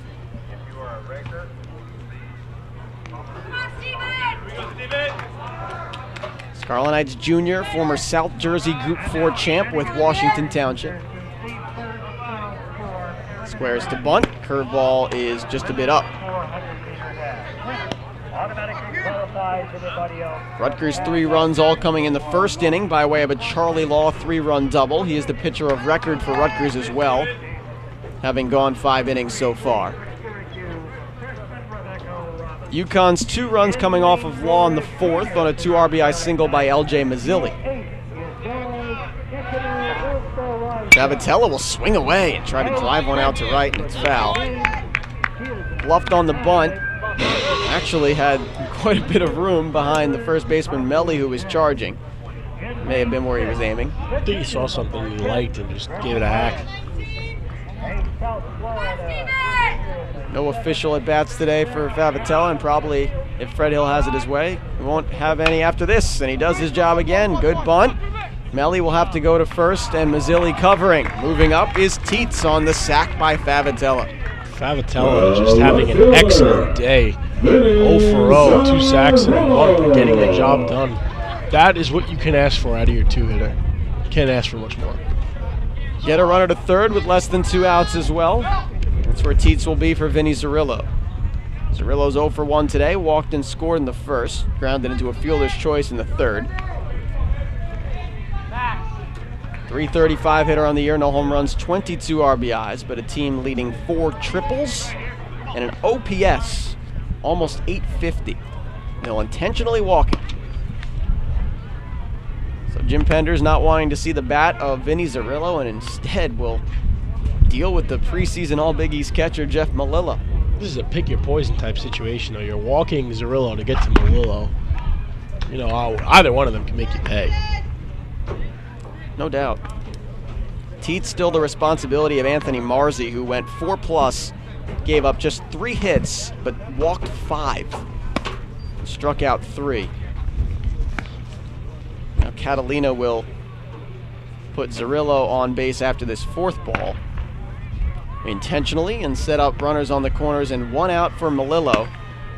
Jeff has had a tough go in this series. He's 0 for 2 today, and yesterday was 1 for 3. Did have Rutgers' lone RBI with a single, but not having the at-bats that we're accustomed to seeing from him over the last 3 or 4 weeks.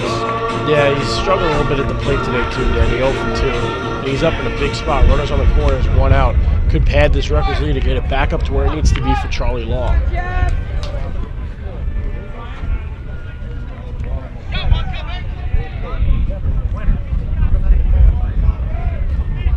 Catalina's first offering's in the dirt. Great block by the freshman McDowell. It saved the run. That's why having the runner at third, even with 2 outs, is important.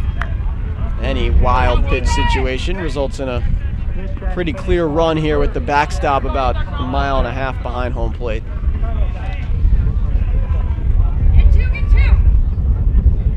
Off and running is Zerillo. Hit and run. Malillo down the right field line. It's a base hit. Scoring is Teets. First to third easily is Zerillo. Jeff Malillo, 2nd RBI in as many days. It's 4-2 Rutgers. Like I said, pick your poison. You pitch around Zerillo to get to Malillo, he makes you pay for it. Huge RBI single for the catcher. Rutgers gets a run back, and it's now 4-2. Great play by Jeff Malillo. Can't imagine that Jeff Malillo has had someone walked in front of him intentionally too many times during the course of his Rutgers career. Took it personally there. Zerillo moves up to third because he was sprinting. You see action behind him in the UConn bullpen as well, in the form of Max Slade, a redshirt freshman. Steve Zavala takes ball 1. He walked and scored in the first, struck out in the third. This in the indoor championship, senior aerial. Catalina looks for the Jeff Nelson fake the third throw to first, but nothing doing there.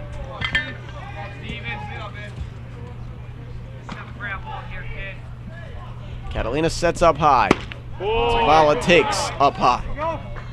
Great take there by Zavala. Zavala with potentially the best eye on the team. He has walked 26 times. On-base percentage of .424 is good for 6th in the Big East Conference. The 2-0, he swings through, and the count's 2-1. Yeah, I thought he can swing through that, make contact. Nothing doing there on that one. Final line on Anthony Marzi. He goes 4+, gives up 3 hits, 4 runs, all earned. Strikes out 3, walks 5. As Teets scored to close his line. Now Catalina behind 3-1 to Zavala with runners on the corners. Curtis staggers on the inside in one. Yellow. On first is Jeff Malillo, who just hit an RBI single. Zerillo's on third after the intentional walk and that single. And now Zavala has a full count.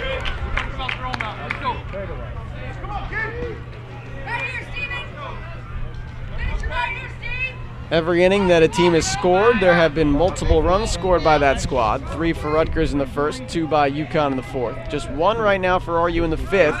Off and running is Malillo. It will not matter as it's ball 4 and the bases are loaded with 1 out. Deja vu, because look who's coming to bat. It was Zavala who walked in the first to make the bases loaded for Charlie Hall. And on the second pitch from Anthony Marzi, it was a right center field 350-foot double that cleared the bases. Law with an opportunity to really break this game open. That's something Rutgers could really use right now. With this pesky Connecticut team not wanting to go down easily. Rutgers starting pitcher looking to help himself out. Drives one deep to left, a long run for Yavarone to the line. He caught it. What a play.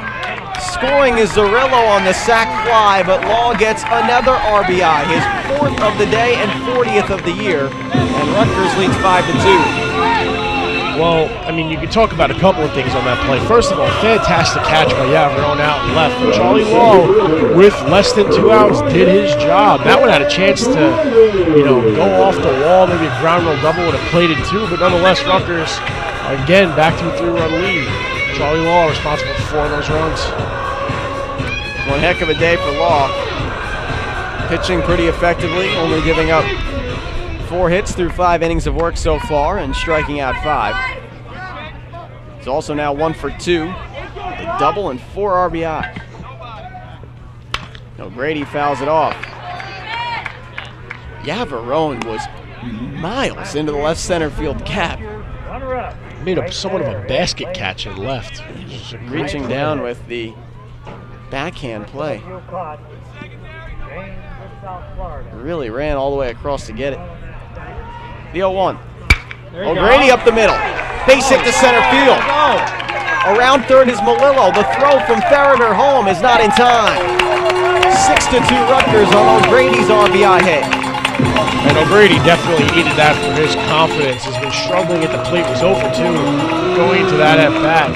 Rutgers really poured it on. 3 runs in this inning, and they're not finished yet. Great job by Rutgers, especially O'Grady getting that RBI single. This walk a little quicker from Jim Penders. It'll have some more conviction as he'll pull Steven Catalina, who really struggled in just 2/3 of an inning of work.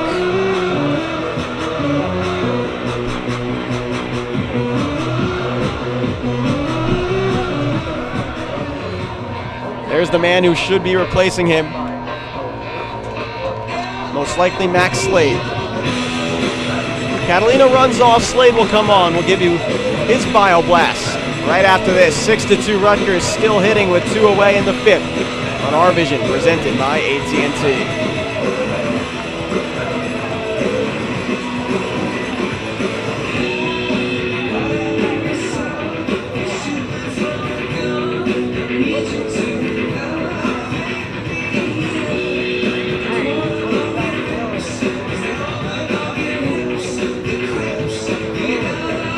Your attention please. Ladies and gentlemen, now pitching for the University of Connecticut Huskies, right-hander number 13, Max Slade.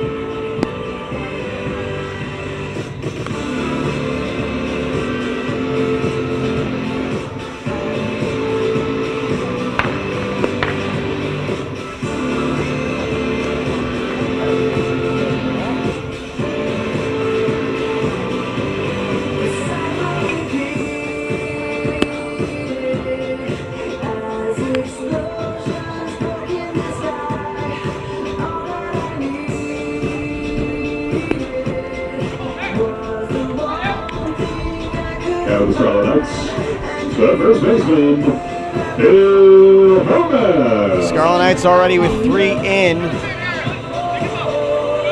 here in this 5th inning. Trying to pour it on against UConn as Max Slade is the new pitcher for the Huskies in relief of Steven Catalina, who couldn't settle things down after Anthony Marzi got into trouble. There is the number 13 for the Huskies, the redshirt freshman right-hander at 5'11", 170 from Cheshire, Connecticut. Slade 1-0 on the year at 2.77, making his 8th appearance. He has started 1 game. 13 innings pitched, 4 strikeouts, 9 hits allowed. Here's Bill Herman. Sidewinder throws a ball 1 down and away. Herman is 1 for 1, a single and a walk. Catalina goes just 2/3 of an inning, gives up 2 hits, walks a pair. Still on the hook for the 2 runners on the bases. First place. Automatic qualifier. Up and in, Herman ahead 2-0. Rutgers with 3 in the 1st, 3 in the 5th. UConn 2 in the 4th. Are you looking to bounce back from a 3-1 loss yesterday that put them in a dogfight for the 5th spot in the Big East tournament? 8 teams get in. Herman's ahead 3-0 as Rutgers will look to bat around in the inning as Sweeney on deck would be the 9th hitter of this frame. Huge bounce back inning for the Scarlet Knights after UConn got to within just 1 run. It all started with a leadoff double by Matt Tietz, that chased Marzi.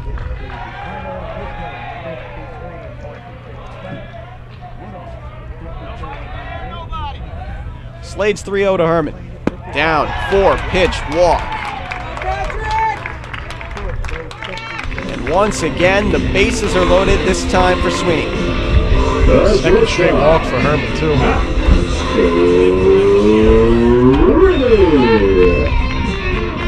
5th time this year that Rutgers has batted around in an inning as there's Zavala on 3rd. O'Grady is on 2nd. Herman on 1st.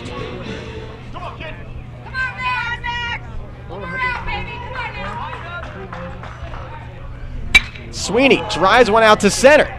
Farrader's on his horse going back, and he will make the catch to end the inning. Sweeney gives it a ride, but Slade gets out of further trouble. Scarlet Knights get a trio of hits in the inning, and they score 3. After 5, 6-2 Rutgers on RVision, presented by AT&T.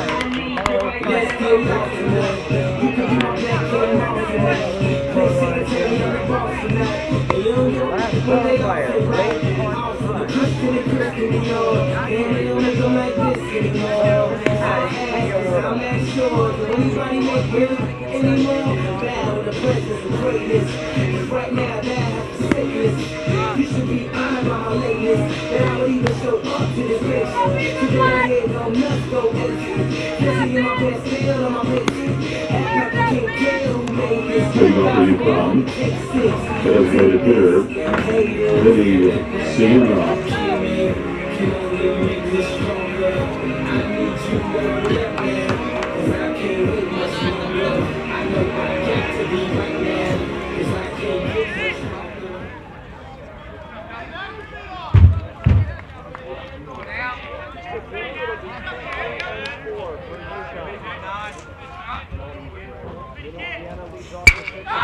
Law and drives one out to left field. Zarillo's under it, makes the play for the first out of the 6th. Charlie Law had a long layover as Danny Breslauer and Jay Goldstein join you from Bainton Field in Piscataway. But Law quickly on a first pitch fastball retires Sienna here in the 6th, Jay. And after checking with Jimmy Gill, that was his 63rd pitch of the day, 44th strike. He's gone 5 1/3, just 4 hits allowed, 2 runs, 1 earned, 5 strikeouts, no walks. That's the key number.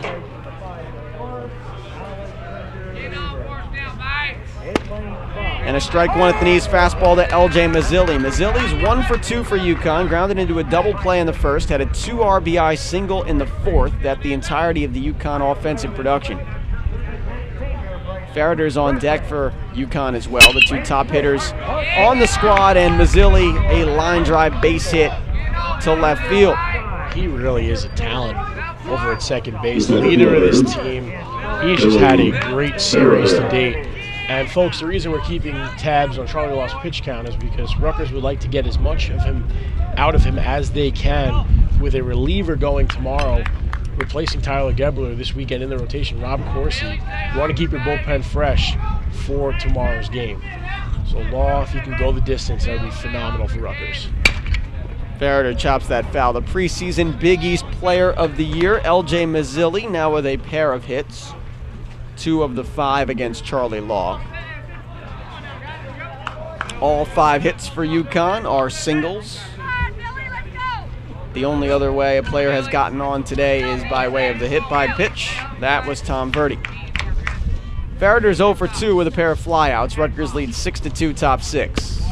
Change up, outside corner is a strike, and Melillo throws it away. It's short-hopped Herman. Mazzilli will move up to second on an E1. Now, oftentimes, Charlie Law will scoop those out when Melillo throws them into first low. That one Herman had a bit of trouble with. And it will be the second error of the day for Rutgers, this one to Jeff Melillo. He had to cover a ton of ground to retrieve that one, too, and they're lucky that Mazzilli didn't try going for third on that one. UConn in a bit of a more desperation run, now down 4 runs. The 0-2 is chopped to short. Backhand Sweeney, he won't have it. That's an E6. Back-to-back errors for Rutgers, and runners at the corners and 1 out for UConn. Yeah, 2 consecutive errors in a row does not bode well. UConn is now 1 swing away from getting right back into this, what has been a dramatic series so far. They'll give it a hit. So just 1 error in the inning for Rutgers. They'll give it a base hit. Farrader does have quite a bit of speed, would be a tough out to get. Runners at the corners and 1 out. Bobby Melly takes strike 1. Good job by Law painting the inside corner there. Beautiful pitch. Trying to get ahead on Melly. Melly 0 for 2. Struck out and grounded out. Law wants the shutdown inning badly. After getting 3 runs back to go up 6-2, last thing you want to do is relinquish a bit of that momentum. Here with corners and 1 out for UConn. They're 5, 6, and 7 coming up. Trying to settle down with a 1-1 count. Hits the outside corner. Working the plate extremely well is Charlie Law. Now look for one to go right down the middle and see what he can do with it. Went to the left side, went to the right side. Now we'll see if he'll attack the middle of his zone, if he can get his location down. Remember, when it comes to pitch counts, we saw the starters yesterday. Samorel and Cross combined for 240 pitches. Curveball. Just missed, says the home plate umpire Frank Endel. And for that split second, all eyes just were on Endel. See what call he was going to make there. And that one was indeed a ball. Close though. The 2-2. Driven deep to right by Melly. Zavala will not get there and hops off the wall. Mazzilli scores. On to third is Farrader. An RBI double for Bobby Melly, and it is 6-3. And there's that extra base hit, Danny, that the Huskies were lacking thus far today. 7th hit of the day for the Huskies. First one to go extra bases, and we'll see if... Well, here comes Fred Hill. He'll walk out to Charlie Law. Maybe he has seen enough from Charlie. I can't imagine after 75 pitches. He hasn't signaled to the pen. There is the work going on down there. Nate Rowe throwing as well as John Young. Rowe pitched well in an inning and a third of relief yesterday. John Young was excellent in a midweek game a couple of weeks back in getting the Scarlet Knights a W at Delaware. That was it. Just wanted to talk to his starting pitcher. Fred Hill will walk back into the dugout, RU's 30th year head coach, member of the 1,000 win club. Earned that April 17th of 2010 against USF. Well, also the infielders didn't come in for that conference, so there's no indication that there'd be a pitching change there. But still, 2 runners in scoring position for McDowell, and Charlie Law really needs a big out here. 3 straight hits for UConn. Mazzilli, Farrader singled, and Melly doubled, and this ball one inside on a curve. Second and third, 1 out, top of 6. Rutgers 6, UConn 3 in a battle for Big East tournament positioning. Now Law behind 2-0. UConn comes into today 28-19, 9-10 in league. Rutgers 20-25, 8-8 in conference. A couple games behind Seton Hall, which holds the 4 spot right now at 11-5. And there's a hit by pitch. Second of the day for Law, his 18th of the year. The bases are loaded as McDowell reaches and Paul comes up. And this is reminiscent of yesterday with Stanley Paul coming up in a big spot for Connecticut, and he delivered. The question, can he deliver again? We'll find out. Charlie Law staying in the game, and this could be the turning point of the game, Danny. Law has owned Paul today, a backwards K and a forwards K. He was the 3rd and 4th strikeout victims of Law this afternoon. Good block from Malillo on a curveball in the dirt. 6th UConn hitter to the plate in the inning. They did that in the 4th as well when they scored their 2. 1 already in here in the 6th on a Bobby Melly RBI double. Backhanded by Malillo for ball 2. Charlie really starting to lose his location a bit. He's all over the place, and Malillo sees that.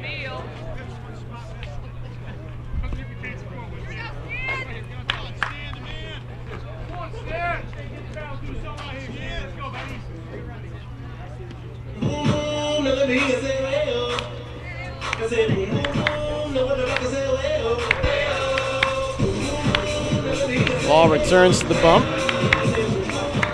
after composing himself. 3 runs, 7 hits, no errors for UConn. 6 runs on 5 hits and 1 error for Rutgers. That's down. It's 3-0. I've got Rutgers down for 2 errors. Scoreboard has them down for 1. I'll check that in between innings. 3-0. Missed. Ball for a walk, and Law cannot believe it. Run will score in the form of Farrader, and it is 6-4. And here comes Fred Hill. That'll be it for Charlie. Will be it on the 2nd visit of the inning. Fred Hill will go to either Nate Rowe or John Young in a 6-4 game, and UConn threatening with the bases loaded and 1 out. Hill looks over to his bullpen. And Nate Rowe, after an inning and a third of solid relief yesterday, will get the call once again today. Scarlet Knights senior will pitch right after this. Bases loaded and 1 out in the 6th. Rutgers up 2. Charlie Law will get a hand here on RVision, presented by AT&T.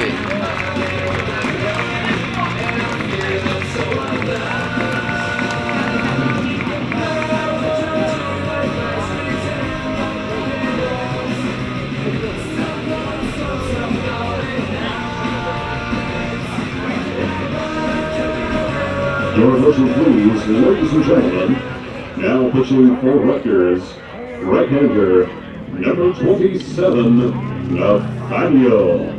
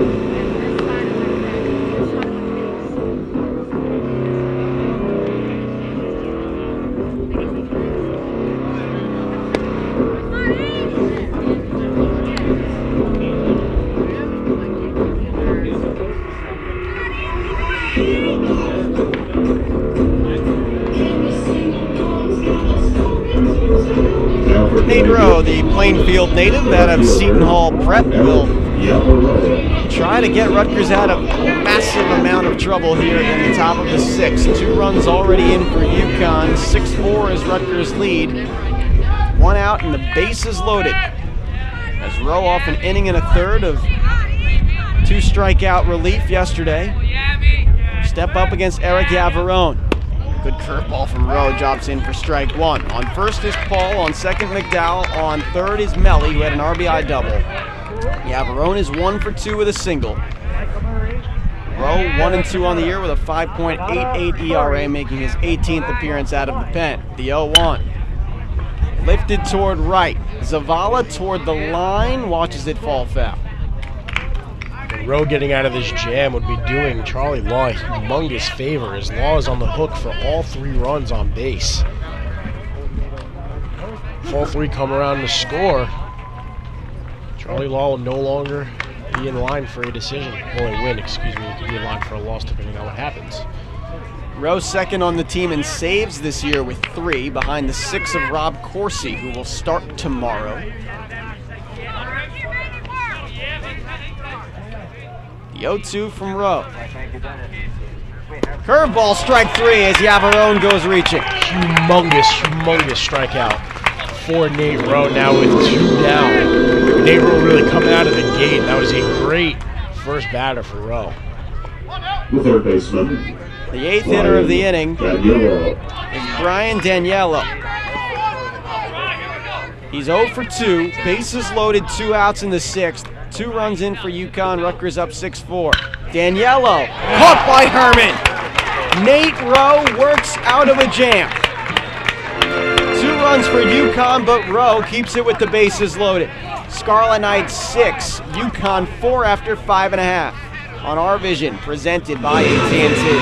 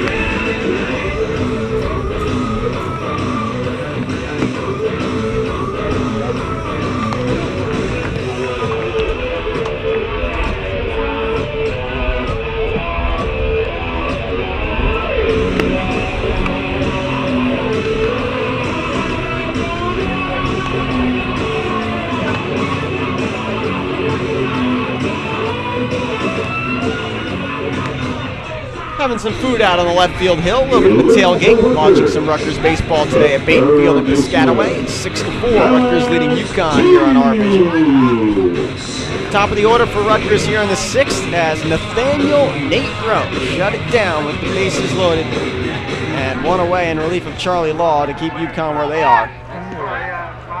Max Slade back out. So you got the last out of the 5th inning. Matt Tietz takes ball 1 low. Tietz has scored twice today. 1 for 2 with a double, a walk, and a ground out. Overall, Law did have a good day. Rowe really helped him out in that last inning.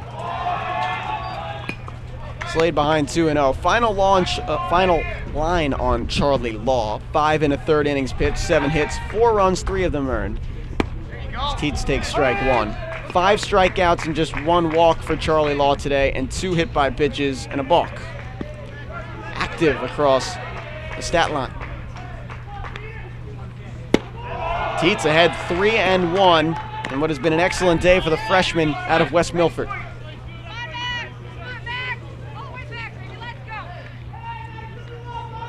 3-1 from Slade. Hits the corner, full count. Oh, Tietz thought he was heading to first on a free pass there, and the umpire said, hold it right there.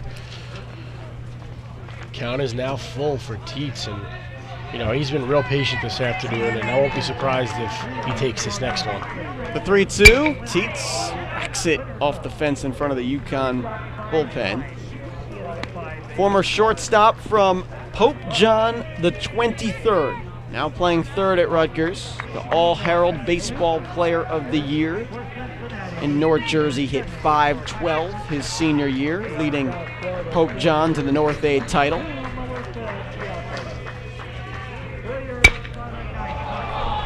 Keeps the at-bat going. The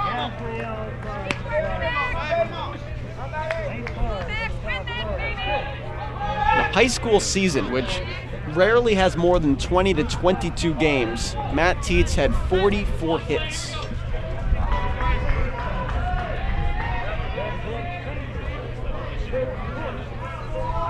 The full count from Slade. Teets needs to straighten that out a bit. I'll tell you, Coach Litt would like that. So nearly took a bit of him. The former Wagner head coach for many years and associate at Monmouth, now the associate head coach at Rutgers. Played for the Scarlet Knights.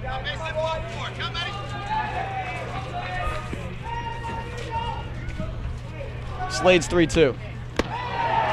Teets will walk for the second time today, and he's on base for the third time.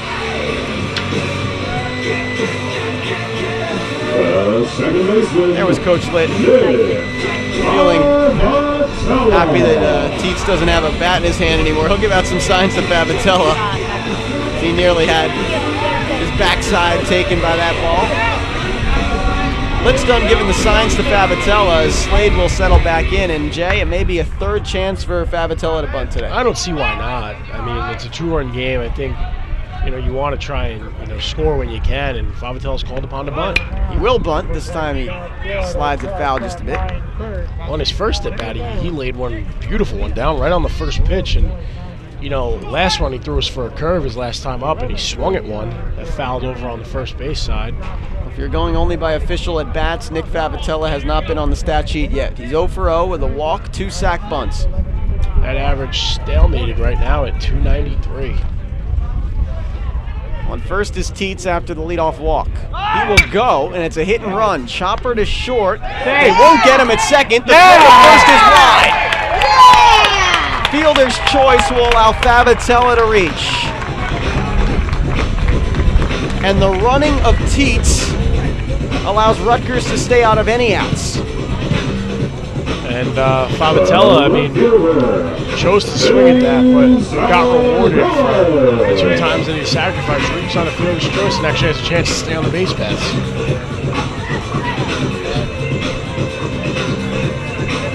Remember, that does not go down as a hit because UConn was going for the force at second.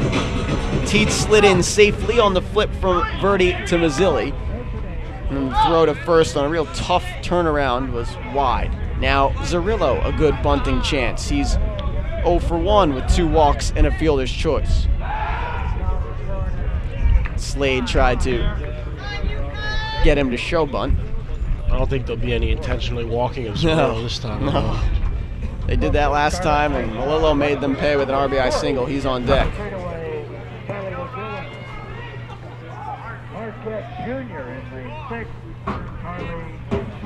Zerillo takes ball 1 after showing bunt.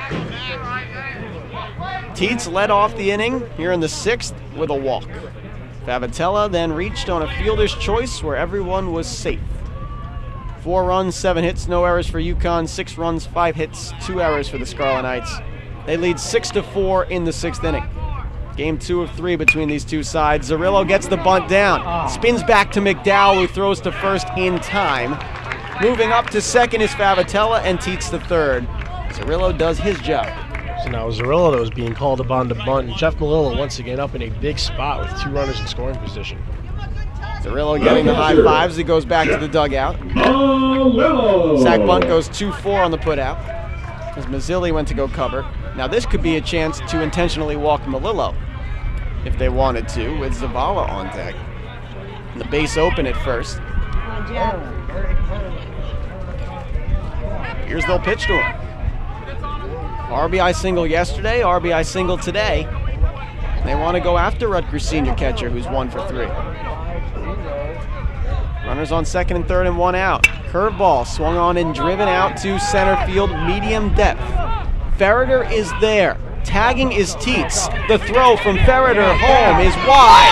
Teets scores. Favatella to third. A sac fly and an RBI for Jeff Melillo. And it's 7-4 Rutgers. The Scarlet Knights getting it done in this inning via the small ball. Zerillo bunted over Teets. Melillo hit him home with a sac fly, and Rutgers once again floating around that 3-run mark. They're up 7-4. Melillo just got enough on it out to center. And after giving up 2 in the top of the 6th, Rutgers gets 1 back. And now Zavala up with a pair of walks and a strikeout, a no contact day. And Favatella on third base. UConn defeated Rutgers yesterday 3-1 after trailing 1-0 into the 8th. Got 3 unearned runs off Rob Samoro.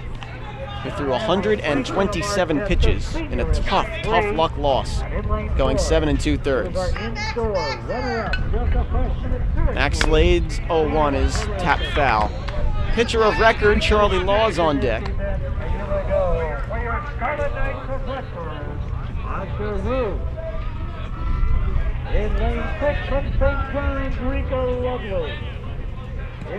Anthony Marzi went 4+ for UConn, giving up 4 earned.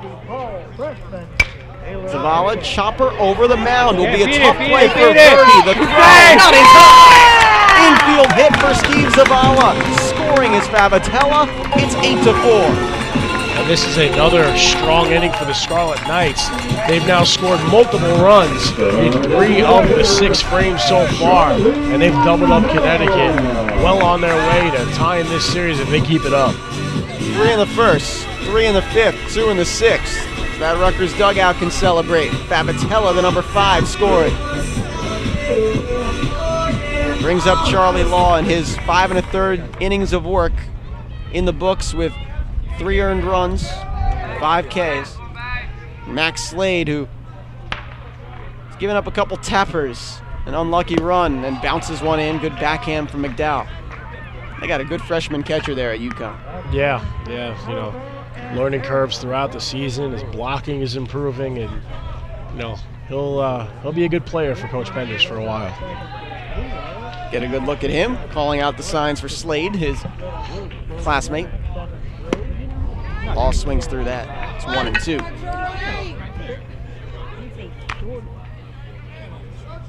Check that 1-1.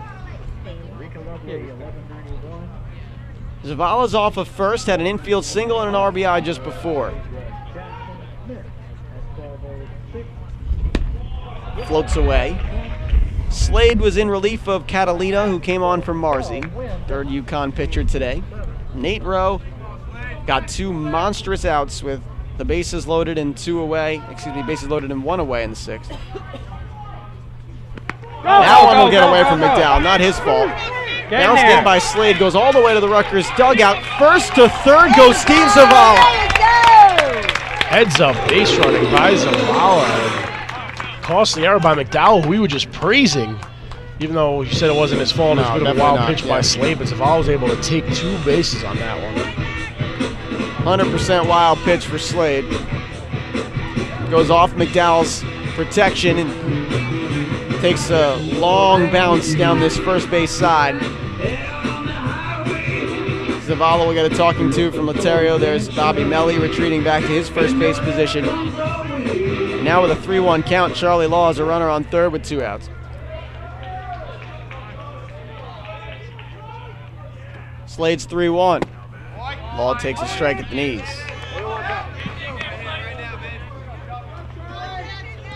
Charlie Law today is 1 for 2 with a 3 RBI double and a sac fly. So 4 ribbies of Rutgers 8. Taps that one away. 40 RBIs on the year for Charlie Law in 42 games. That's incredible. That really is incredible. Nearly an RBI per game for Charlie Law. The 3-2. Fought that one away. Hanging curve. Don't let it hit me swing. And the scouts that are here watching him pitch are, I'm sure, intrigued by his hitting and just the versatility as a whole. He could bring a lot to the table for an MLB club. 6'8", 250 doesn't hurt. The 3-2. Law, chopper to third. Charging is Daniello, and that does it. Rutgers scores 2 more off a sac fly from Melillo and an RBI infield single by Zavala. After 6, Rutgers 8, UConn 4 on RVision, presented by AT&T.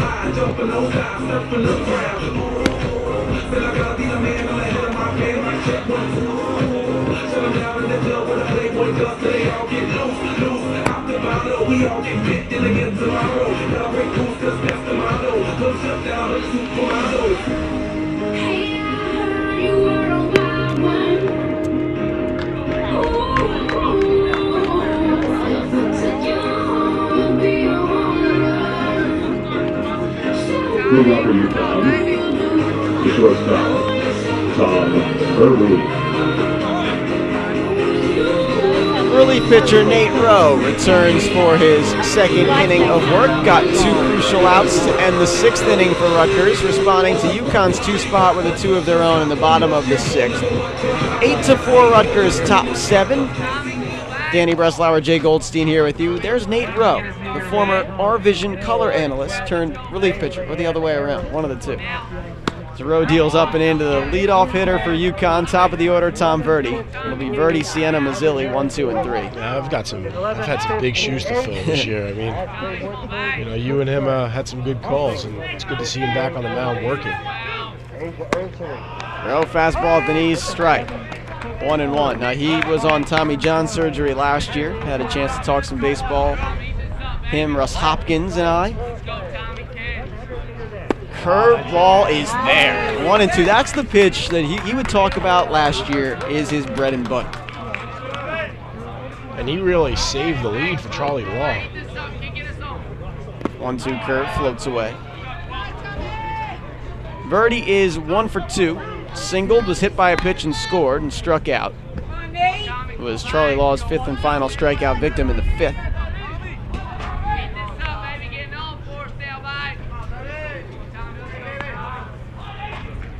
Verdi, the junior from Warwick, Rhode Island. Curveball tapped away. Rowe appeared and started in 11 games for Rutgers in 2011. Was a starter, winning 3 games through 67 2/3 innings prior to his Tommy John surgery. Converted into a full-time reliever. Fastball grounder to short. Third hop for Sweeney. Strong throw is low and Herman can't dig it out. It'll be an error on someone. I'd be inclined to give it to Herman. I would give it to Sweeney, to be honest. We compliment his range. You know, he kind of rushed the throw a little bit due to the speed of Verdi, and I think that should be assessed to the shortstop. We'll see the official scores to where the error goes. E6, good call, Jay. Little low on the throw from Sweeney. Third error for Rutgers. Yeah, the only reason I said that, Danny, is because the throw forced Herman to come off the bag. So Verdi and his speed is on. Fouling that back is Vinny Sienna. 1 for 3 with a single and a run. Flew out and struck out as well. This is an important at-bat for Rowe with Mazzilli on deck. You do not want to have 2 base runners and have the dangerous Mazzilli attempt to plate more runners and get UConn back into this one.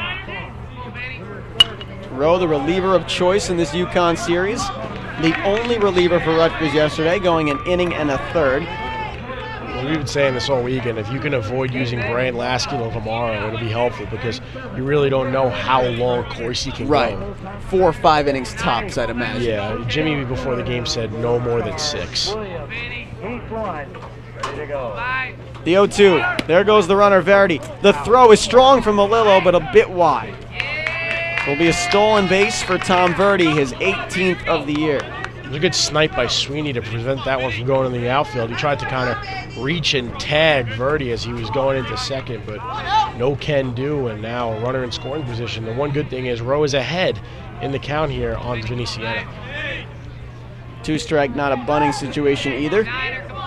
Unless they have immense confidence in Sienna. Curveball pops straight up in the air. There is room to work here, and nobody will get to it as it bounces off the Rutgers dugout. So Charlie Law make a play pretty close to that area yesterday, right in front in the shadows of the Rutgers dugout. You saw Rowe, Herman, and Melillo all running over. Just couldn't hang on. Nate Rowe gets a new baseball from Frank Endel at home plate. Rowe, the former star at Morris County Community College in 2009 before transferring in. Danny and I just received word that while Rowe is up, and he's doing pretty good, John Young in the bullpen could be the next man up for Rutgers if Rowe can't get out of this. Young was also in the pen with Rowe when they were getting ready for relief of Law. Curveball inside corner settles in, strike 3. The second strikeout for Rowe in his relief appearance. Endel with the emphatic cause, a beautiful pitch off speed for Rowe, was able to get Sienna looking, Brasilia looming. LJ Mazzulli. So Rowe goes back to his out pitch as there is John Young. Other lefty action as well in the pen is Howie Bray. So Young, the big number 33. Bray, the lefty, the freshman who has been used quite a bit this year. Rowe kicks and deals. Curveball lifted by Mazzilli. He was way out in front of it. Teach, shielding from the sun, makes the catch for the second out. Mazzilli thought he lifted that one, didn't put enough under it, and Teach was there in foul territory for the second out. 2 clutch putouts in a row by this Rutgers team that has Connecticut down to their final 7. Again yesterday, they were down to their final 4 outs. I'm going to keep saying it. It's reality. If they rally. Baseball people are very superstitious, Jay. You have to remember that. Billy Farrader takes curveball outside corner for strike 1. Farrader has not had his best day, but he's 1 for 3 with a single and a run scored.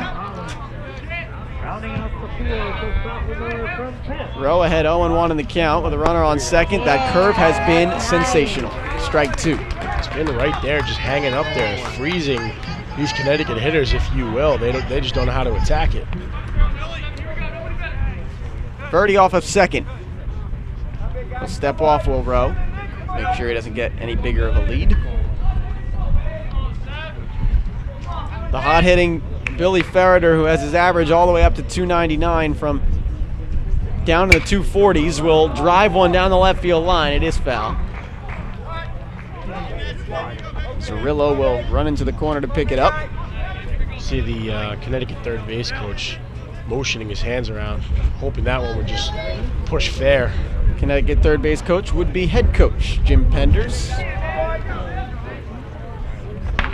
There he is. 10th season with the club. Some head coaches like to make their most important decisions at third base themselves. The 0-2 is chopped toward third. Will be a tough play. Oh, Teets did a great job. Has the runner Verdi hung up, and they'll get him. It is a 5-4 put out in the base paths on the fielder's choice, and Verdi with a poor job of base running. After 6.5, 7th inning stretch, Scarlet Knights lead UConn 8-4 on RVision, presented by AT&T. So now, stretch out and join us for Tip Me Out to the ball game. Here we go, everyone. So, have you been okay? Yeah. I know. Oh, I've been through before, so I know. But yeah, I'm sure. I'm sure for them it was scary. Yeah. But he says he feels fine. Absolutely fine. He said right when they came home, you know, I'm fine. Felt fine. Felt fine right after. You know, it's just that moment. All right, Pop. You know, so. Yeah.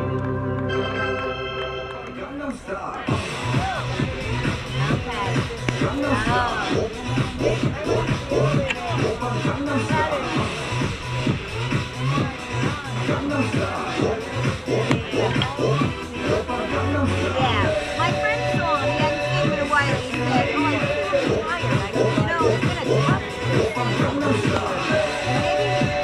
been a tough season. Maybe he's tired, you know, but I guess not." Pitcher Burns wins and goes now pitching for But I UConn. didn't know what's going On the plate now, right-hander Michael Healy.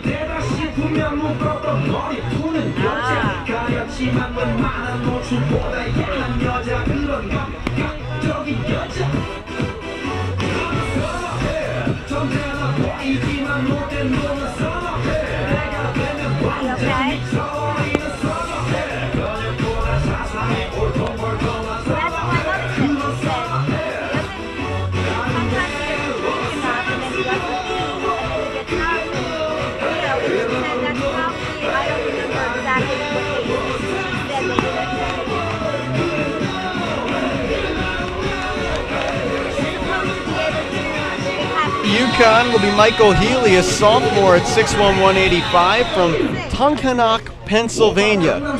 Healy on the year, his third appearance, no decisions, 5.4 ERA, 5 innings pitched, 7 hits, couple strikeouts, and a walk. Pretty much a stopgap guy for UConn right now, down 4 runs, and you know, Rutgers scoring 5 runs in the last 2 innings combined. UConn just wants to stop the bleeding in a sense. Rutgers got 1 hit off of Slade, an RBI infield single for Zavala. Slade gave up a pair of runs as well by walking 2, striking out none. Healy will come on and falls behind O'Grady 2-0 quickly. Bottom of the order for Rutgers here in the 7th. O'Grady, Herman, and Sweeney due up. Rutgers up 8-4 on Connecticut, and Healy quickly behind 3-0. It's a bounce back game of sorts for O'Grady, who's really just been struggling to put the ball in play. 4-pitch walk. Another good start to an inning for Rutgers. They've done that today. Got Tietz on in the first, Herman on in the second, Fabatella on in the third, Tietz on in the fifth, First baseman. Tietz on in the sixth, Herman. O'Grady on in the 7th. The only inning they did not put the leadoff runner on was the 4th. Pretty impressive. Herman is shot to bunt here if they want. Everybody in the lineup. Herman will take strike on 0-1 now with O'Grady on first. Action in the UConn bullpen again. Be Ryan Moore, number 20.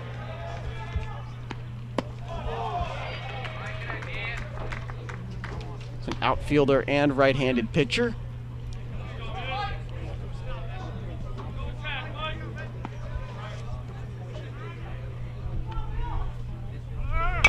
The 1-1, it was hit and run as O'Grady was going, and Herman chops it foul. Behind in the count 1-2 to Healy. Nate Rowe has thrown an inning and 2/3 of excellent relief of Charlie Law, holding UConn right where they were.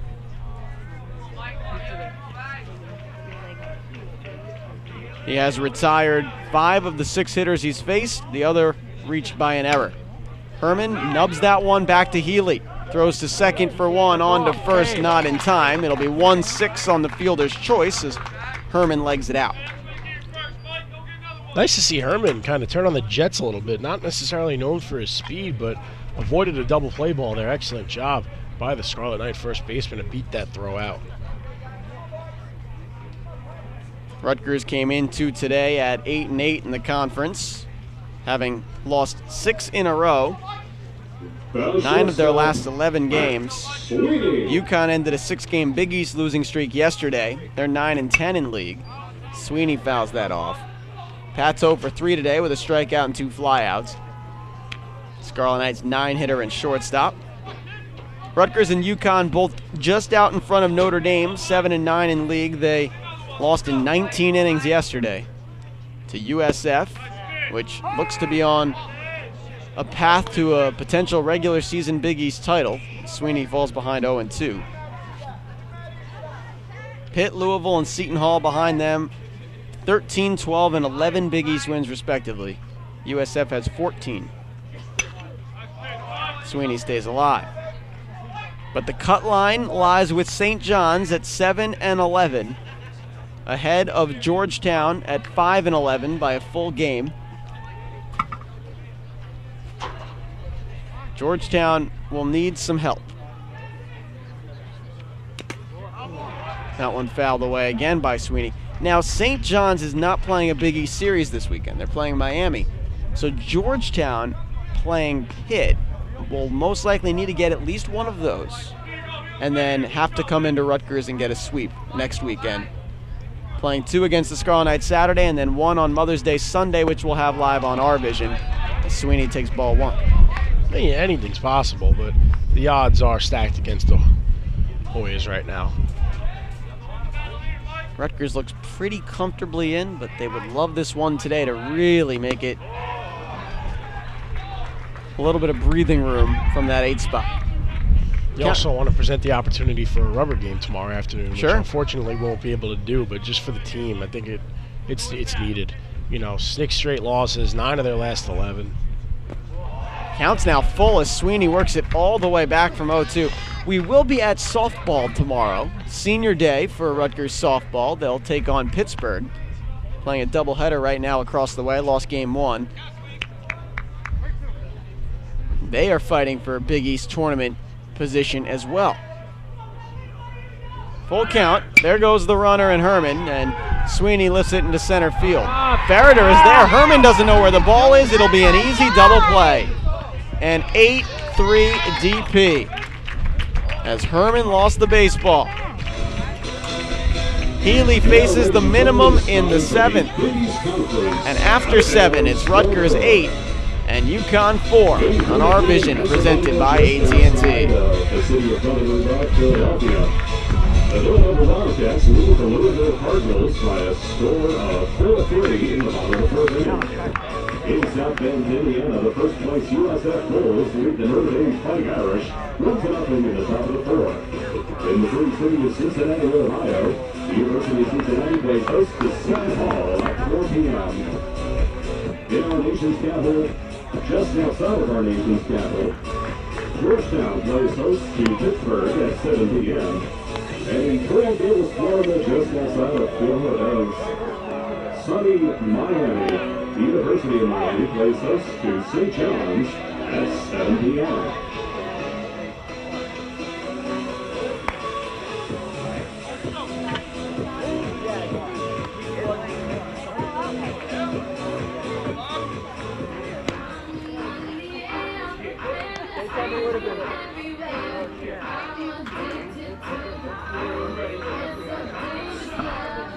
Move off for UConn. The first baseman, Bobby Smello. Big double play for UConn there to end the 7th as Sweeney flew into it and Herman lost the baseball. But nonetheless, Rutgers goes into the 8th with an 8-4 lead on the Huskies in game 2 of 3 in this 3-game set in early May. Nate Rowe back out for a 3rd inning of work, deals up and away to Bobby Melly. 5, 6, and 7 for UConn in the 8th inning. Melly, McDowell, and Paul. There's the left-handed hitting first baseman against Nate Rowe. Rowe deals a strike to even the count. Nate came in with 1 away in the 6th, and the bases loaded. Got 2 outs. Melly takes a ball. Struck out Yavarone, got Daniello to line out to Herman. That ended the 6th inning without any more runs coming across. He's retired 5 of the 6 hitters he's faced. Has not given up a hit until nearly there. It's a foul ball from Melly. That was by a few mere feet. Again, great crowd here today at Bainton Field. Rutgers and UConn playing for Big East tournament seeding. There's the crowd behind home plate out on the hill. It's packed.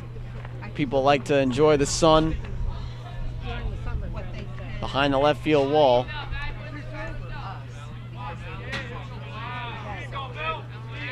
Rose 2-2 is sent out to left center field. Zerillo, ranging to his left, makes the catch for the first out.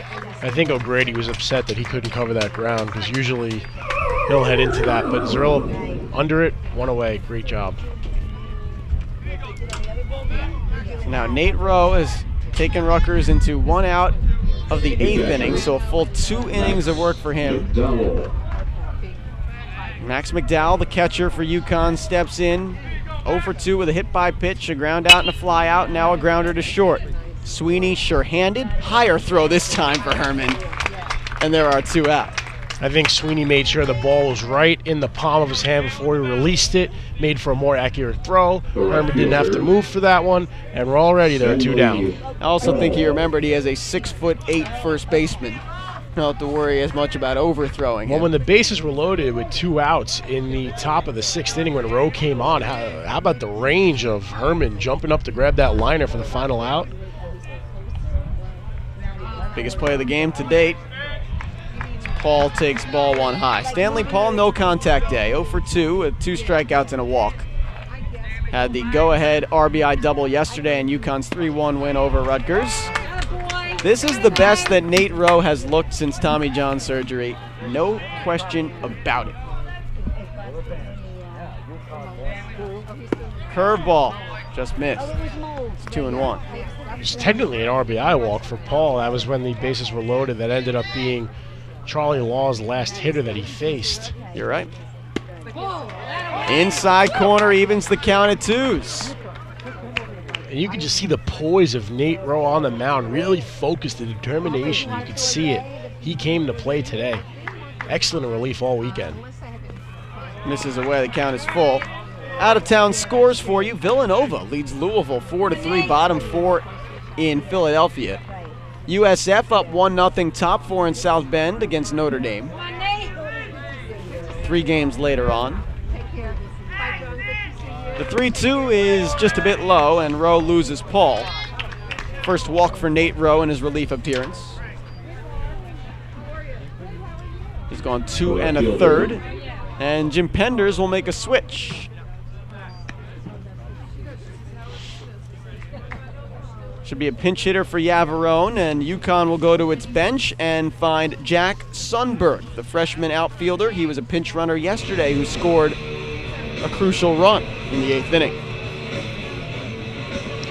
Interesting to see how that works out. Melly was taken out yesterday. Sundberg pinch hit.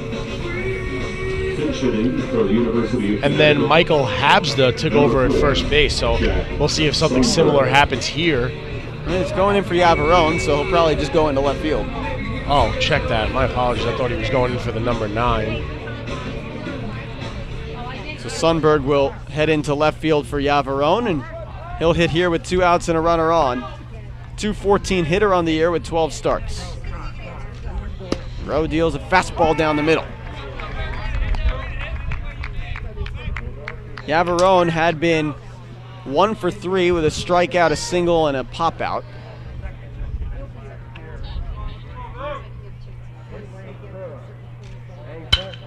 Ground ball to the right of Sweeney. Backhand goes the short way in time on a fielder's choice to end the inning.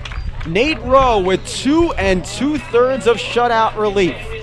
After 7 1/2, Rutgers 8, UConn 4 on RVision, presented by AT&T.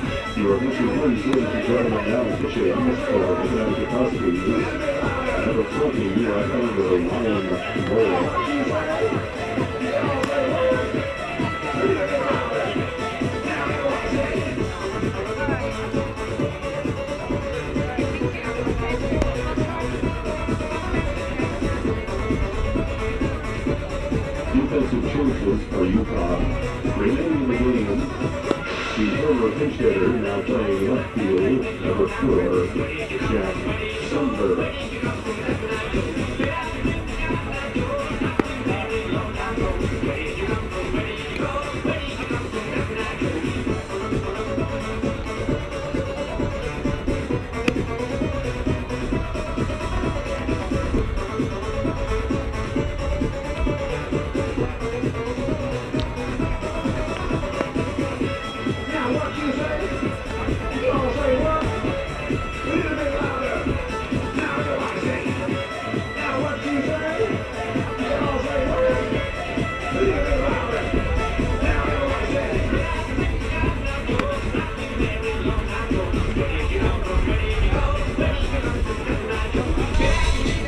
New pitcher for UConn is Ryan Moore. Here in the bottom of the 8th, and Rutgers up 8-4 on UConn. Number 20, the senior, 6'2", 185 from Bristol, Connecticut, home of ESPN.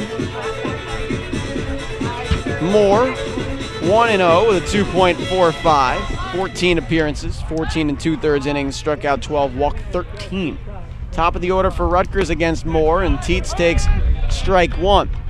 Matt Teets has led off 4 different innings today. The 1st, the 5th, the 6th, and now the 8th. Count even. 1 for 2 today. A double, 2 walks, 3 runs scored, a ground out. Busy day for the freshman. And a line drive left field, the second base hit of the day for Matt Teets.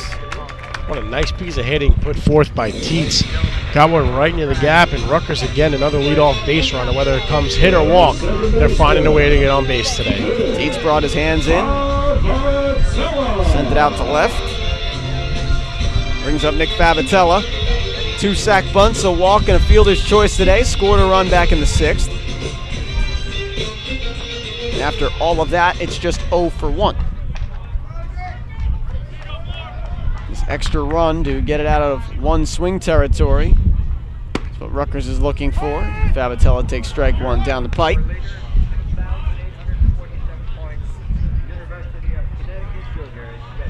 Rutgers looking to even this series, force a rubber game tomorrow, pick up its 9th Big East win of the year. Moore throws over to check on Teets. Matt already has a stolen base today. It was his 7th of the year. He's had some issues in being caught, just 7 of 15. Sizable lead. Gets his secondary. Favatella, a perfect bunt. And it will be a base hit. Trying to barehand it was Daniello. He had no chance. Favatella once again being rewarded for his team play. Reached via fielder's choice last time up, and now will get scored a base hit. And Rutgers looking to break this game open and leave UConn with virtually no chance of a comeback. Back-to-back singles to start the 8th inning for Rutgers. Now Vinny Zerillo a chance to move them over.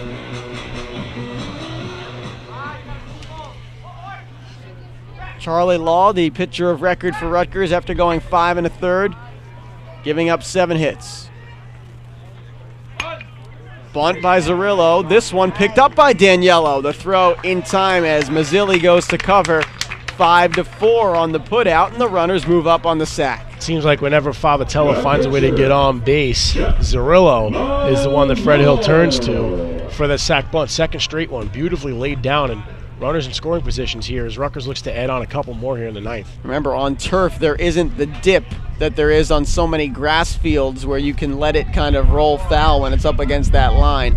You're most likely not going to get any kind of bump in the grass. And these Connecticut players don't know the foul lines as well as the Rutgers players do, so home field advantage at its finest. Curveball fouled back by Melillo as Moore hung one a bit. Yesterday we saw Samorel and Teets let a bunt roll foul. They seem to have it down pretty well as to where the spin of the ball would take it. I believe that one would have loaded the bases too, so that was a huge roll, if you will. Melillo toward right center field. Paul will make the catch. Tagging up is Teets. He'll come home and score. On to third with a slide is Favatella. It's another sac fly for Jeff Malillo, his 3rd RBI of the day, and Rutgers leads 9-4. Deja vu of the 6th inning, Danny. Small ball doing the job for the Scarlet Knights. Sac bunt by Zerillo, moving Teets over to 3rd. Malillo scores him with a sac fly to Ribby, and Rutgers is now up 5. Largest lead of the day for the Scarlet Knights. Led 6-2 in the top of the 6th before UConn brought a couple back. And now the Scarlet Knights have scored 3 in a row. Steve Zavala steps in with 2 outs in the 8th. Do you let Nate Rowe just finish this thing off? He's gone 2 2/3 of relief the way he looks. I think you I have would. to. Yeah. Especially when you keep your bullpen fresh. Said it, I've been saying it yesterday and all day today. If you can leave at least Bray and Lasky for tomorrow, I had no problem with John Young being up there, but tomorrow's essentially relievers patching together 9 innings to try and, get a win for the Rutgers. 3-0. No one in the pen, so it is Nate Rowe's day to finish this one off in relief of Charlie Law. Zavala takes a strike. Bavatella's on 3rd with 2 outs in the 8th. That's great to see. Rowe's been hit around a little bit this year. In fact, teams were hitting .400 against him coming into today, so he has looked excellent. 3-1 outside. Zavala walks again. It's his 3rd walk today. Team leading 29th base on balls for Steve Zavala.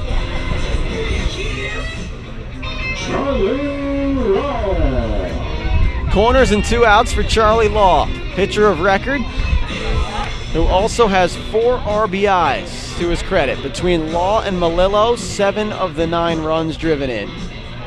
The overhead shot behind home plate.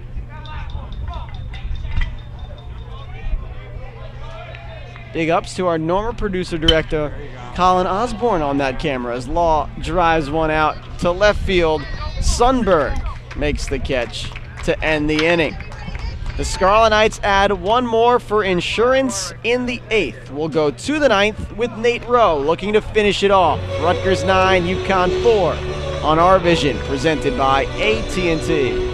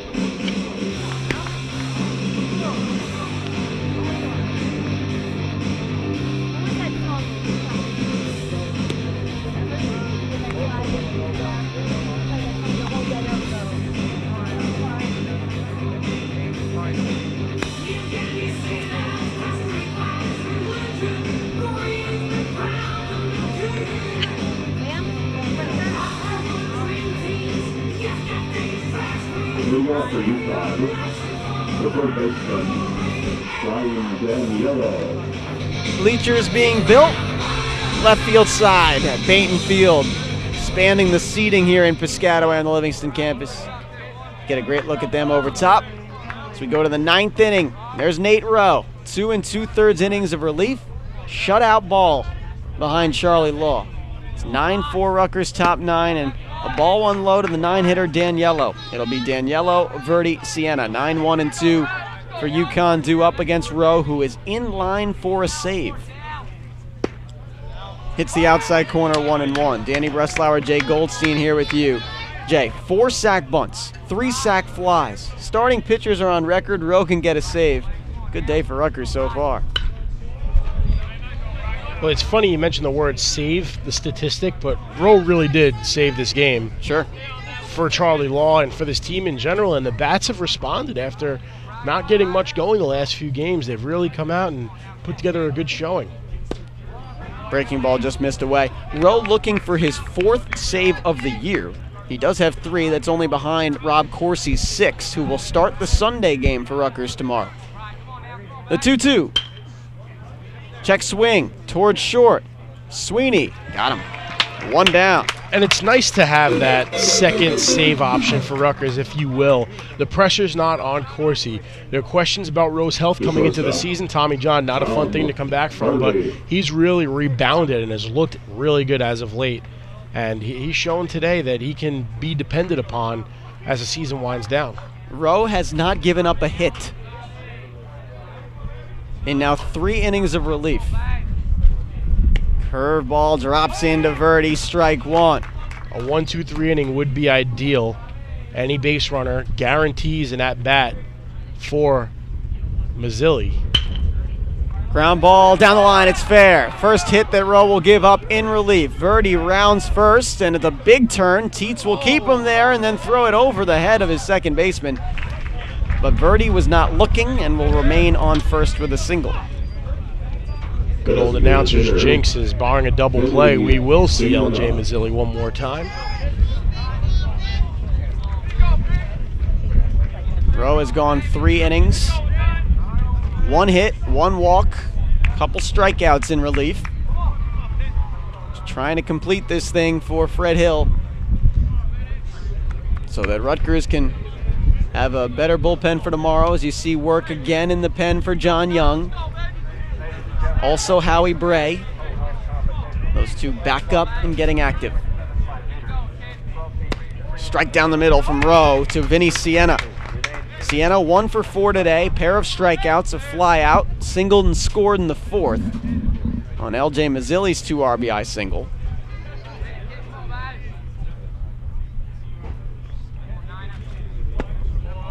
One and one.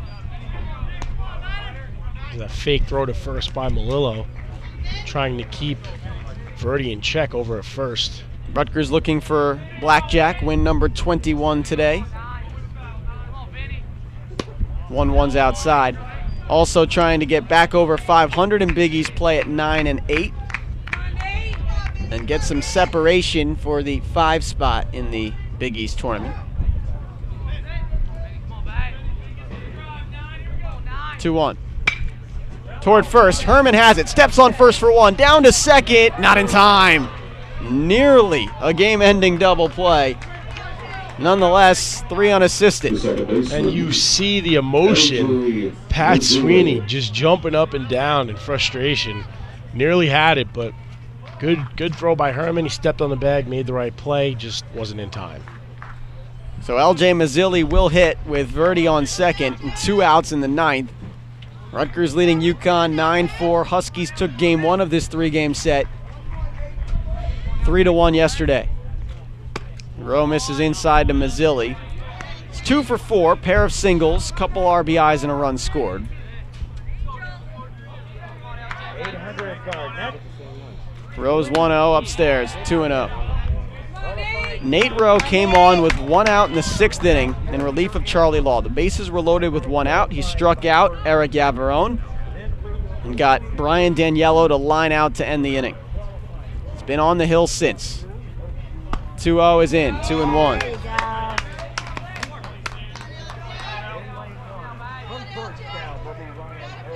Trying to end a 6-game skid are the Scarlet Knights. Last win coming over Wagner back on April the 24th. Mazzilli chops that foul. 1 more strike for Nate Rowe can do just that. I didn't want to say it, we're being superstitious, but the Huskies are down to their final strike. Dynamite dropping, Mr. Goldstein. Dynamite dropping. Thank you, Mr. Breslauer. 9 runs, 8 hits, 3 errors for Rutgers. 4 runs, 8 hits, no errors for UConn. Runner on second is Tom Verdi. Rowe to Mazzilli. Curveball missed. Count is full. Hey, Nate, let's go, Nate. Verdi will stay put. Payoff pitch coming to Mazzilli. Curveball chopper towards short. Tough play for Sweeney. Charging, throws, got him! 3 2/3 of relief for Nate Rowe, his 4th 4th save of the year, and he shuts down the Huskies. Rutgers 9, UConn 4. That is a tremendous, tremendous bounce back win for the Scarlet Knights this afternoon, coming off a tough loss for Rob Small yesterday. Charlie Law comes back, does his thing with the story of the game, Nate Rowe in relief, saving the game for the Scarlet Knights. The bats were alive, small ball, extra base hits, the total package. The Scarlet Knights get a rubber game tomorrow with a chance to take the series. 9 runs on 8 hits for the Scarlet Knights. The win for Charlie Law, the loss to Anthony Marzi, the save to Nate Rowe. 7 RBIs between Charlie Law and Jeff Malillo. Remember, tomorrow, Rutgers softball against Pittsburgh, a noon first pitch at the Rutgers softball complex, live on ScarletKnights.com. Thank yous to send out to our entire RVision crew. On behalf of our producer-director, Tim DeMartin. How about the job he did today? Of course. Fantastic job by Tim. And Jay Goldstein, I'm Danny Breslauer saying good afternoon from Bainton Field in Piscataway. Rutgers 9, UConn 4.